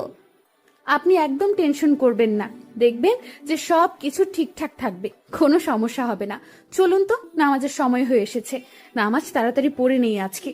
তারপর আম্মু আর আমি দুজনেই নামাজ পড়লাম।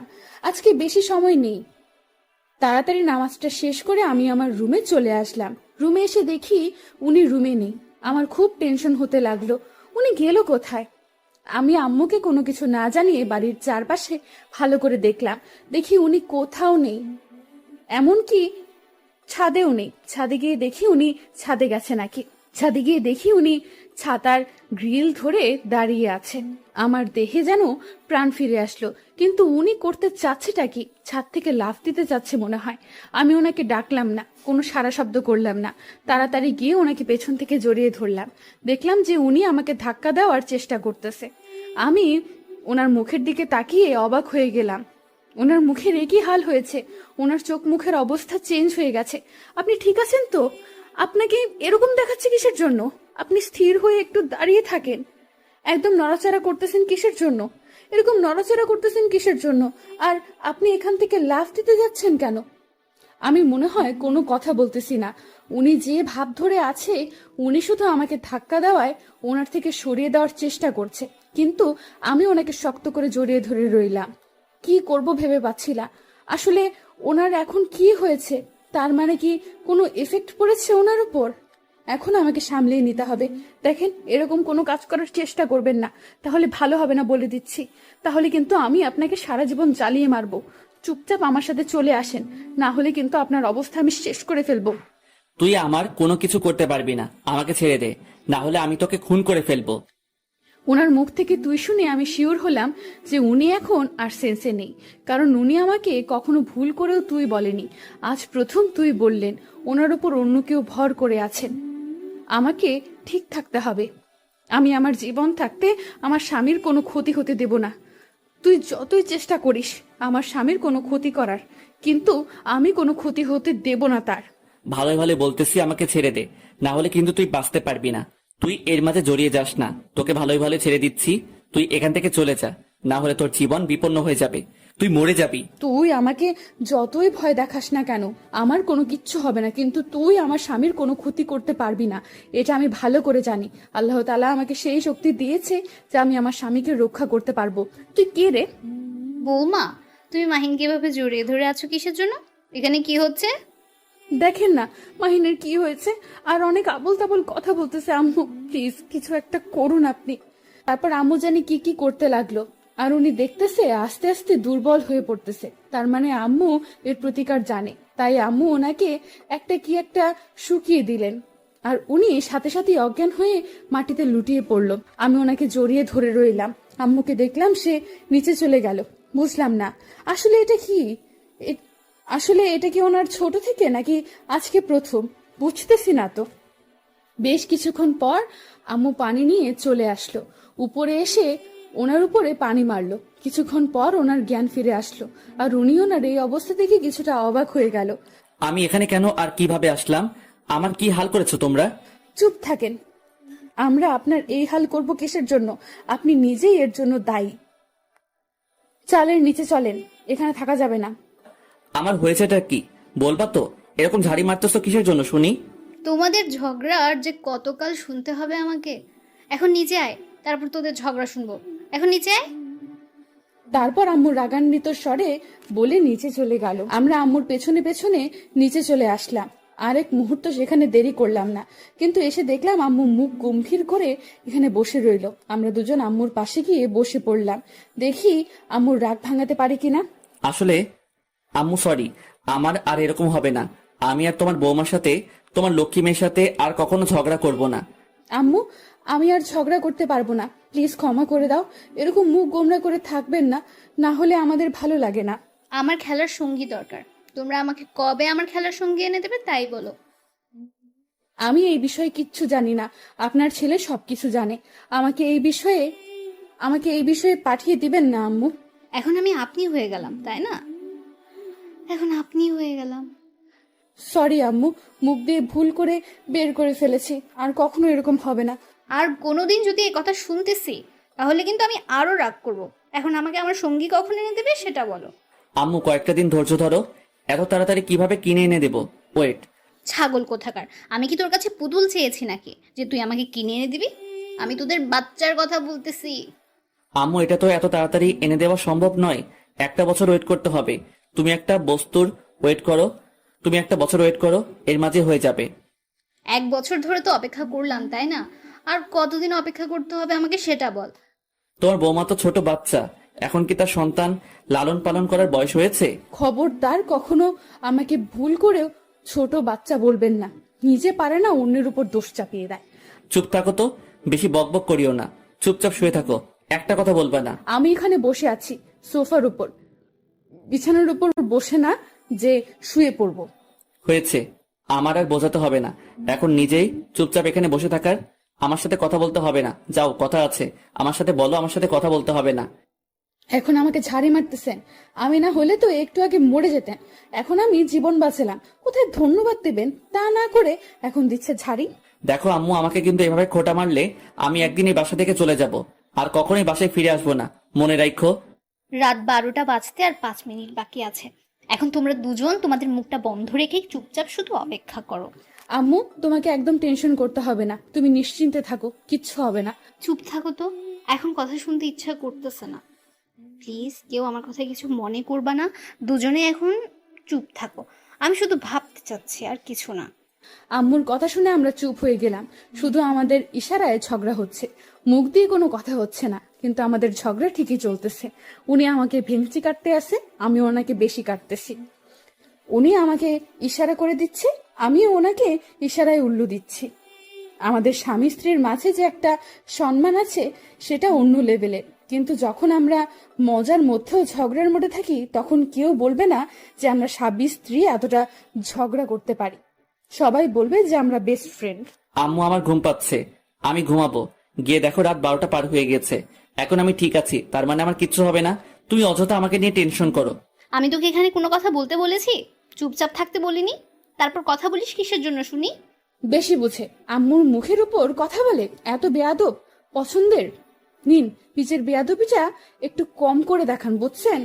রাত 12টা, বড় হয়েছে কি হয়েছে, আজকে সারা রাত জেগে থাকবে। আমার যে খুব ঘুম পাচ্ছে, আমি এখানে তাহলে শুয়ে পড়ি, তোমরা অপেক্ষা করো। কি হয়, আমার খুব ঘুম পাচ্ছে, আমি কেন জানি চোখ দুটো মেলে থাকতে পারতেছি না। তুই কি বুঝতে পারতেছিস কিছু যে তোর সাথে সত্যি কি হচ্ছে? তোর কেন ঘুম ধরতেছে এত আজকে? আমাদের কেন ধরতেছে না? এটা স্বাভাবিক বিষয় আম্মু, ঘুম ধরবে না? রাত 12টার পর হয়ে গিয়েছে, তুমি তো জানো আমি রাত জাগতে পারি না, তার মানে আমার এখন ঘুম ধরতেছে। এখানে কোনো কাল্পনিক কিছু হচ্ছে না আমার সাথে। তোর চেহারায় স্পষ্ট ফুটে উঠেছে তুই স্বাভাবিক নেই, তার মানে তোর সাথে কিছু হতে যাচ্ছে। তুই এখন কোথাও যাবি না, চুপচাপ এখানে বসে থাক। আর বৌমা, তুই মাহিনের হাত ধরে রাখো তো। আম্মুর কথা শুনে আমিও কিছুটা ভয় পেয়ে গেলাম। কি হবে আজকে রাতে আমি কিছু বুঝতে পারতেছি না। আমি একটু অনুভব করতে পারতেছি যে এখানে কিছু একটা হচ্ছে। আমি দৌড়ে গিয়ে ওনার পাশে বসে ওনার হাতটা চেপে ধরে রইলাম। দেখলাম যে উনি একটু নড়াচড়া করতে ধরলো। আমাকে ছেড়ে দাও তো, আমার ঘুম পাচ্ছে। আমাকে যেতে দাও এখান থেকে। এভাবে ধরে রেখেছো কিসের জন্যে? আমার ঘুম পাচ্ছে, আমাকে ছেড়ে দাও। আপনার ঘুম পেলে এখনই ঘুমিয়ে পড়ুন, এখান থেকে উঠে যেতে পারবেন না কোথাও। চুপচাপ থাকেন তো, বেশি কথা বলেন কিসের জন্য? আমি বলছি না আমি রুমে যাব। আমাকে এভাবে কেন আটকে রাখার ক্ষমতা হয় কি করে তোর? আমাকে ছেড়ে দে। ওমা, ভুল করে আমার হাত ছেড়ে দেবে না, তাহলে কিন্তু অনেক বড় ক্ষতি হয়ে যাবে। মাহিনের হাত তুমি শক্ত করে ধরে রাখো, যত যাই কিছু হয়ে যাক না কেন। আম্মুর কথা মতো আমি ওনাকে অনেক শক্ত করে চেপে ধরে রইলাম। দেখতেছি উনি অনেক শক্তি দেখাচ্ছে। আমি বুঝতে পারতেছি না, ওনার তো অনেক শক্তি, আমি তো তার সাথে পেরে উঠতে পারতেছি না। কিন্তু আজকে আমি তাকে এভাবে ধরে আছি কিভাবে, আমি তো নিজেই কনফিউজড। আমি শুধু মুখ দিয়ে একটা কথাই উপার্জন করতেছি, সে ছেড়ে দে, না হলে তুই মরবি। ছেড়ে দে, না হলে তুই মরবি।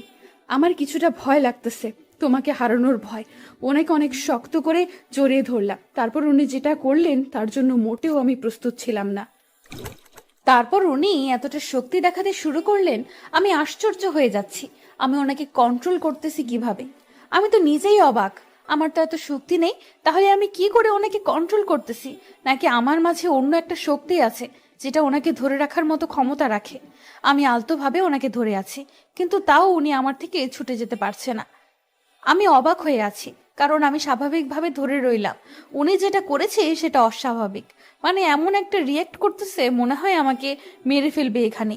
আমি অবাক, কি করতেছে উনি, কি করতে চাচ্ছে আমার সাথে? আমি বুঝতে পারছি না। আমার মাথা হ্যাং হয়ে যাচ্ছে ওনার ব্যবহারগুলো দেখে। ওনার সাথে কি হতে যাচ্ছে? ওনার শরীরের রং পরিবর্তন হচ্ছে। আমি অবাক। আমি ওনাকে ছেড়ে আম্মুকে ডাক্তার পারছি না, আর কোনো কিছুই করতে পারছি না। আমি তো কিছু জানি না এই বিষয়ে। এখন আমি আম্মুকে কিভাবে জানাবো যে ওনার ছেলে এই অবস্থা হয়েছে? আর আমি তো একাই এসব সামাল দিতে পারবো না। আর আমি এসব কিছু জানি না। আম্মুর সাথে যে আম্মুর সাথে যে কেন এমন ব্যবহার করলাম। আম্মু তো রুমে চলে গেল। এখন আমি কি করব? আম্মু জোরে জোরে চিল্লাতে লাগলাম, আম্মু আম্মু কোথায় আপনি? আপনার ছেলের কি অবস্থা হয়েছে? আপনি একবার এসে দেখে যান প্লিজ। আম্মু, আপনি তাড়াতাড়ি আসুন, কোথায় আছেন? আমার চিল্লাচিল্লি শুনে আম্মু কোথা থেকে যেন তাড়াতাড়ি আমার এখানে চলে আসলেন। এসে ওনার ছেলের এই অবস্থা দেখে উনি একটুও ভয় পেলেন না। উনি এসে পাশে বসে পড়ল। আমি অবাক। আমি যেখানে ভয় পাচ্ছি, ভয় মরে যাচ্ছি, আম্মু সেখানে স্বাভাবিক ব্যবহার করতেছে। আমি কিছু বুঝতে পারতেছি না আসলে ওনাদের ফ্যামিলিতে কি আছে, আর আমি কোথা থেকে আসলাম, আর কেনই আসলাম এদের ফ্যামিলিতে। এতটা আত্মরক্তা হয়ে গেছে এদের সাথে যে আমি চাইলেও এখান থেকে সরে যেতে পারছি না। মন বলতেছে তুমি এখানে থাকো। আম্মু কি হচ্ছে আমি কিছুই বুঝতেছি না। উনার হঠাৎ এরকম পরিবর্তন হচ্ছে কিসের জন্য? আর আমি ওনাকে এভাবে আর কন্ট্রোল করতে পারতেছি কিভাবে? আমি তো অবাক, কারণ আমার তো এতটা শক্তি নেই। আমি কিন্তু সব কিছু আগে ক্লিয়ার করে রেখেছিলাম যে তোমার এমন একটা শক্তি থাকবে, সেটা দিয়ে তুমি মাহিনকে কন্ট্রোল করতে পারবে। হয়তো তুমি সেই লক্ষ্মী মেয়ে যে আমার ছেলেকে কন্ট্রোল করতে পারবে। তাই তুমি মাহিনের জীবন সঙ্গী হয়ে এসেছো। এখন তুমি মাহিনকে ধরে রাখো। তুমি কোনো মতে মাহিনকে ছেড়ে দিবে না, তাহলে মাহিনকে আমরা হারিয়ে ফেলবো চিরজীবনের জন্য। আপনার কথা আমি কিছুই বুঝতে পারতেছি না। আপনি কি বলতে চান? সত্যি আমি কিছু বুঝতে পারতেছি না। আসলে আমার এখন কি করা উচিত? আমি এখন কিভাবে মাহুনকে স্বাভাবিক অবস্থায় ফিরিয়ে আনতে পারবো? আমাকে ছেড়ে দাও, আমাকে যেতে দাও। আমাকে এভাবে আটকে রেখো না, তাহলে কিন্তু ভালো হবে না। সব সময় আমাকে এভাবে জব্দ করা উচিত না। তখন নিয়ে যেতে এসেছি, তখন নিয়ে যেতে দাওনি। এখনো এসেছে, এখনো নিয়ে যেতে না দিলে আমরা তোমাদেরকে ধ্বংস করে ছেড়ে দেব। আমাদের নিয়ে যেতে দাও। তুই আমার স্বামীকে খুন করেছিস, তুই এখন এসেছিস আমার ছেলেকে নিয়ে যেতে? তোকে জুতা পেটা করবো কুত্তা। তুই আমার ছেলেকে ছেড়ে এখান থেকে চলে যা, নয়তো তোর জীবন এখান থেকে ফিরে যেতে পারবে না। শুধু আর কিছুক্ষণ থাক, তারপর দেখ। তুই যদি এখান থেকে জীবন নিয়ে ফিরে যেতে পারিস, তারপর আমাকে বলিস, তারপর আমি আমার ছেলেকে তোদের সাথে দিয়ে দেব। যা। তুই আমাকে চ্যালেঞ্জ করতেছিস? আমি তোর ছেলেকে নিয়ে যেতে পারবো না, তাই না?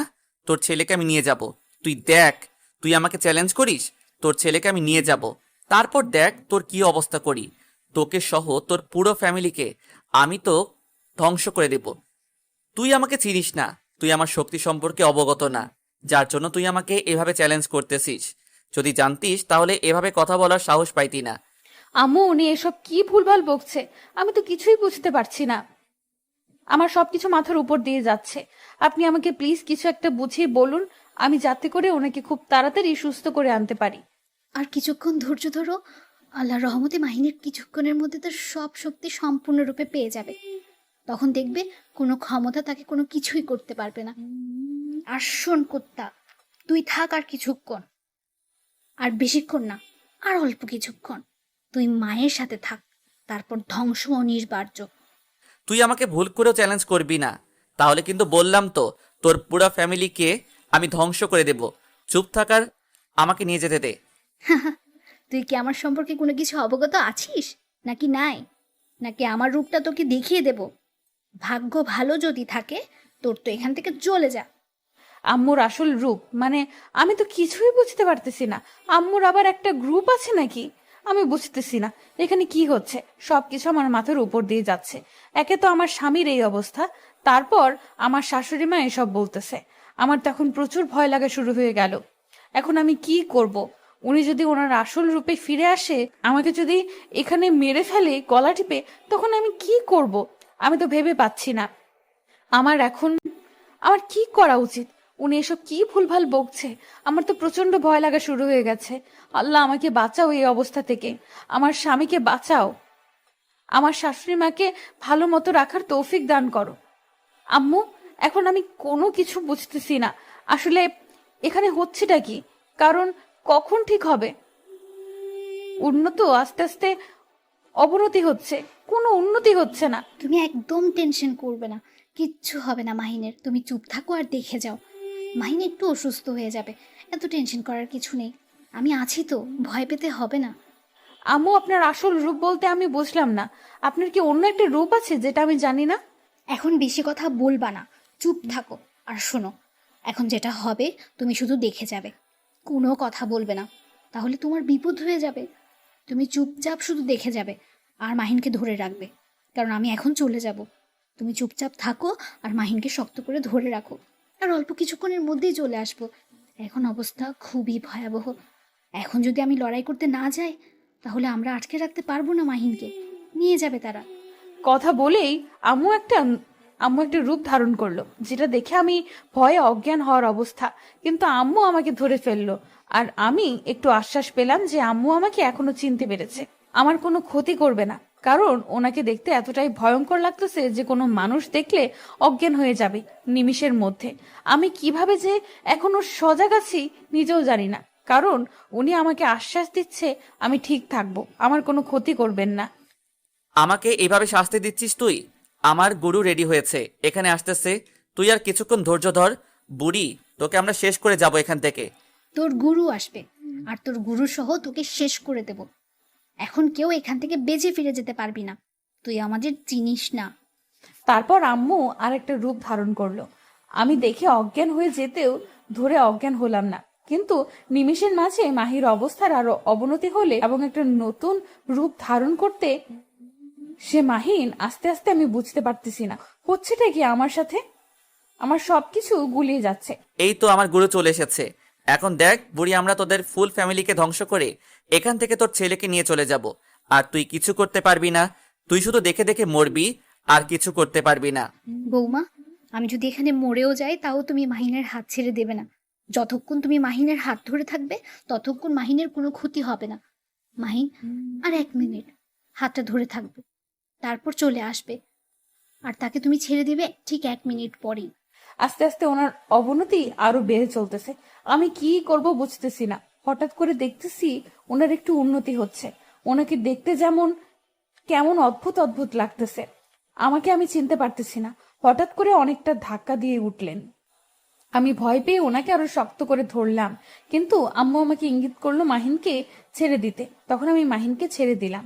তারপর যা শুরু হয়ে গেল বাসার ভেতর, মনে হচ্ছে যে এখানে বিশ্বযুদ্ধ শুরু হয়েছে। পুরো বাসাটা কাঁপাকাঁপি শুরু করে দিল, কিন্তু কোনো কাজ হচ্ছে না। বুঝলাম না বিষয়টা। আমরা আবার ফিরে আসব। আজকে না হয় পারলাম না, কিন্তু আমরা আবার ফিরে আসব। আমার গুরুকে মেরে ফেলেছিস তুই, তোদের বংশকে আমি ধ্বংস না করেই আমার গুরুর প্রতিশোধ না নিয়ে আমি এই পৃথিবী ছেড়ে যাব না। তোদেরকে আমি মেরে ফেলবো, তারপর পৃথিবী ত্যাগ করব। তোর গুরু তো শেষ, এখন তোর পালা। তুই পালিয়ে এখান থেকে যাবি কোথায়? আমি সেখান থেকে তোকে ধরে এনে তারপর তোকে মৃত্যুদণ্ড দিয়ে তোর বংশ আমি নির্বংশ করে ছেড়ে দেব। কথাটা বলে মাহিন উড়ে উড়ে কোথায় যেন যেতে লাগলো। কারণ আমি তবে অদৃশ্যমান আপনাকে দেখতে পাচ্ছি না, কিন্তু মাহিনকে তো দেখতে পাচ্ছি। মাহিন উড়ে উড়ে যাচ্ছে। আম্মু তখনই তার আগের রূপে ফিরে আসলো, মানুষের রূপে। আম্মু এসব কি হচ্ছে? আর উনি কোথায় গেল? এখন আমার খুব ভয় হচ্ছে। উনি আসবে তো? এত টেনশন করবি না, একটু পর দেখ মাহিন চলে আসবে বীরের ভেসে। আমার খুব টেনশন হচ্ছে। উনি এখনো দেখা দিচ্ছে না, কিসের জন্য? অনেকক্ষণ তো হয়ে গেল। এই তো মাহিন আসতেছে, আমি আভাস পাচ্ছি আজকের পর থেকে আমরা চিন্তামুক্ত থাকতে পারবো। আম্মু কথাটা বলা শেষ না করতেই উনি এসে উপস্থিত হলো আর মনুষ্য রূপ ধারণ করলেন। আমি শুধু অবাক হচ্ছি, এদের আসল রহস্যটা কি এখনো জানতে পারলাম না। আমি তো কিছু জানতে পারতেছি না। তোমাদের আসল বিষয়গুলো আমাকে কি ক্লিয়ার করে বলা যাবে? আসলে সমস্যাটা কোথায়? আর হঠাৎ করে রূপ পরিবর্তন করতে পারো, এটা তো তুমি আগে কখনো আমাকে বলনি। আমার তো আগে কখনো এরকম হয়নি, আজকে প্রথম। আমিও এই বিষয়টা আগে জানতাম না। তোর জন্মের পর আমি একদিন রাতে স্বপ্নে কি জানি দেখেছিলাম, আমার স্মরণ নেই, কিন্তু পরের দিন আমার শরীর কেমন যেন ব্যথা ব্যথা অনুভব করতেছিল। আস্তে আস্তে আমি অবগত হয়ে যাই যে আমার ভেতর অন্যরকম শক্তি রয়েছে। তাহলে তুমি এই কথাগুলো আমাদের কাছ থেকে লুকিয়ে রেখেছিলে কিসের জন্য? আমাদের তো জানানো উচিত ছিল, তাই না? আমি যদি কথাগুলো তোমাদের জানাইতাম তাহলে তোমরা ভয়ে আমার সাথে থাকতে না। আচ্ছা হয়েছে, এসব নিয়ে তর্ক করতে হবে না। এখন এসব কথা বাদ দাও, অন্য কথা বলি। আসলে এখন তুমি কি করে আসলে ওই মানুষটার... অল্পের জন্য সে আমার হাত থেকে বেঁচে গিয়েছে। আমি ধরতে গিয়ে ধরতে পারিনি, আর কিছু দূর গেলে আমি ফিরে আসতে পারতাম না, তাই আর সেদিকে আমি যাইনি। একদম উচিত কাজ করেছে, সেদিকে না যাওয়াই ভালো। আমাদের ওইদিকে কোনোদিন ভুল করে যাওয়া উচিত না। এখানে কি কথা হচ্ছে? যতক্ষণ আমাকে ক্লিয়ার করে বলা না হচ্ছে ততক্ষণ তো আমার মনের মাঝে খুঁতখুঁতি থেকেই যাবে, তাই না? আমাকে তো ক্লিয়ার করে বলা যায় এখন। আমি তোমাকে পরে সবকিছু বুঝিয়ে বলবো। হ্যাঁ, এখন অনেক ক্লান্ত লাগতেছে, আমার ঘুমানো উচিত। আম্মুকেও ঘুমানো উচিত এখন। আচ্ছা তাহলে আম্মু, আপনি গিয়ে রেস্ট করেন। আমি ওনার সাথে যাচ্ছি, গিয়ে দেখি ওনার যদি কোনো প্রয়োজন হয় তাহলে আমি তার সব কাজ করে দিতেছি। আর আপনার কিছু লাগলে আমাকে জানাবেন। আপাতত আমার কোনো কিছু লাগবে না, যদি লাগে তখন আমি তোমাকে ডেকে নেব। এখন তুমি যাও। তারপর আম্মুর সাথে কথা বলা শেষ করে আমি রুমে আসলাম। রুমে এসে দেখি মাহিন শুয়ে পড়েছে। তাই আমি ওনার পাশে বসে ওনার মাথায় হাত বুলিয়ে দিচ্ছি। হঠাৎ করে দেখলাম উনি আমার দিকে তাকিয়ে আছে। বুঝলাম না, উনি তো ঘুমিয়ে যাওয়ার কথা, তাহলে এখনো জেগে আছে কেন? আপনি তো ঘুমিয়ে গেছিলেন, এখন আবার জেগে গেলেন যে? খারাপ লাগতেছে কি আপনার? খারাপ তো লাগতেছে না, কিন্তু আমার মনে হচ্ছে কেউ যদি আমার পাশে শুয়ে থাকতো আর আমি যদি তাকে জড়িয়ে ধরে থাকতাম তাহলে অনেক আরাম পাইতাম। দুষ্টুমি করার অনেক সময় রয়েছে, এখন আরাম করো তো। এখন দুষ্টুমি করতে হবে না, শুয়ে থাকো। দূর, ভালো লাগে না। কই একটু শুয়ে থাকবে আমার পাশে? তা তা না, উনি উল্টা চাপাবাজি করতেছে। আচ্ছা থাকো, শুয়ে থাকতে হবে না তোমার। তুমি সব সময় আমাকে ইমোশনালি ব্ল্যাকমেল করো কিসের জন্য? এই নাও, শুয়ে পড়েছি, জড়িয়ে ধরো। এখন কেমন হবে দেখো তো? অনেক সুন্দর একটা পরিবেশ সৃষ্টি হয়ে গেল। অযথা তুমি আমার সাথে শুধু কথা বাড়িয়ে দাও। আপনার তো আবার কোনো ক্ষতি হয়ে যায়নি? আমাকে আবার না বলে শুয়ে থাকেন না, বলেন কিছু হইলে। আল্লাহর রহমতে আমার কোনো ক্ষতি হয়নি, আর আমি তাদেরকে ধ্বংস করে এসেছি, কিন্তু একজনকে ধ্বংস করতে পারিনি। তাদের রাজ্যে চলে গিয়েছে, আর আমার সেখানে প্রবেশ করা নিষেধ। যাই হোক, এখন অনেকটা তাহলে চিন্তা মুক্ত হয়ে গেলাম। আমাদের পরিবারে আর কোনো ঝুঁকি আসবে না তাহলে। আসবে না বলতে আসবে, কিন্তু অনেক দেরি আছে। কখন যে আসবে জানি না, তার জন্য আমাদের আগাম প্রস্তুতি নিয়ে থাকতে হবে। বলা তো যায় না কখন কোন পাশ থেকে আক্রমণ করে। সেটা একদম ঠিক বলেছেন। আল্লাহ তাআলার উপর ভরসা রাখবো সব সময়, তাহলে দেখবেন কোনো ক্ষতি হবে না আমাদের। হ্যাঁ, আল্লাহ তাআলার উপর ভরসা করলেই তো সব সমস্যার সমাধান চলে আসবে। আর ধৈর্য ধরতে হবে, তাহলে কোনো সমস্যা থাকবে না। আচ্ছা, অনেক গল্প হয়ে গেল, এখন শুয়ে থাকেন, ঘুমিয়ে পড়েন। আর কথা বলতে হবে না, মাথা ব্যথা করবে পরে। আমার ঘুম আসবে না। এখন আমি তোমার সাথে গল্প করার জন্য আম্মুকে তখন কথায় কথায় কাটিয়ে দিয়েছি। আম্মুকে দেখে অনেক ক্লান্ত লাগতেছে, তাই। বাটপারি করার একটা সীমা আছে। আম্মুর সাথে একটু গল্প করতাম, আম্মুর মাইন্ডটা ফুরফুরে হয়ে যায় তো, তাই না? কিন্তু আম্মুকে অনেক ক্লান্ত লাগতেছে তো, তাই আম্মুকে ঘুমের জন্য আমি এই বাহানা করেছি। আম্মুকে ঘুমানো শেষ করলে তারপর কি আড্ডা দেব? তারপর ওনার সাথে গল্প করতে করতে কখন যে একজন অন্যজনকে জড়িয়ে ধরে ঘুমিয়ে পড়েছিলাম নিজেরাও বুঝতে পারিনি। একদম ঘুম ভেঙেছে সকালে। সকালে আমার ঘুম ভেঙে যায়, আর ঘুম ভেঙে যাইতেই দেখি যে উনি এখনো আমাকে জড়িয়ে ধরে আছে।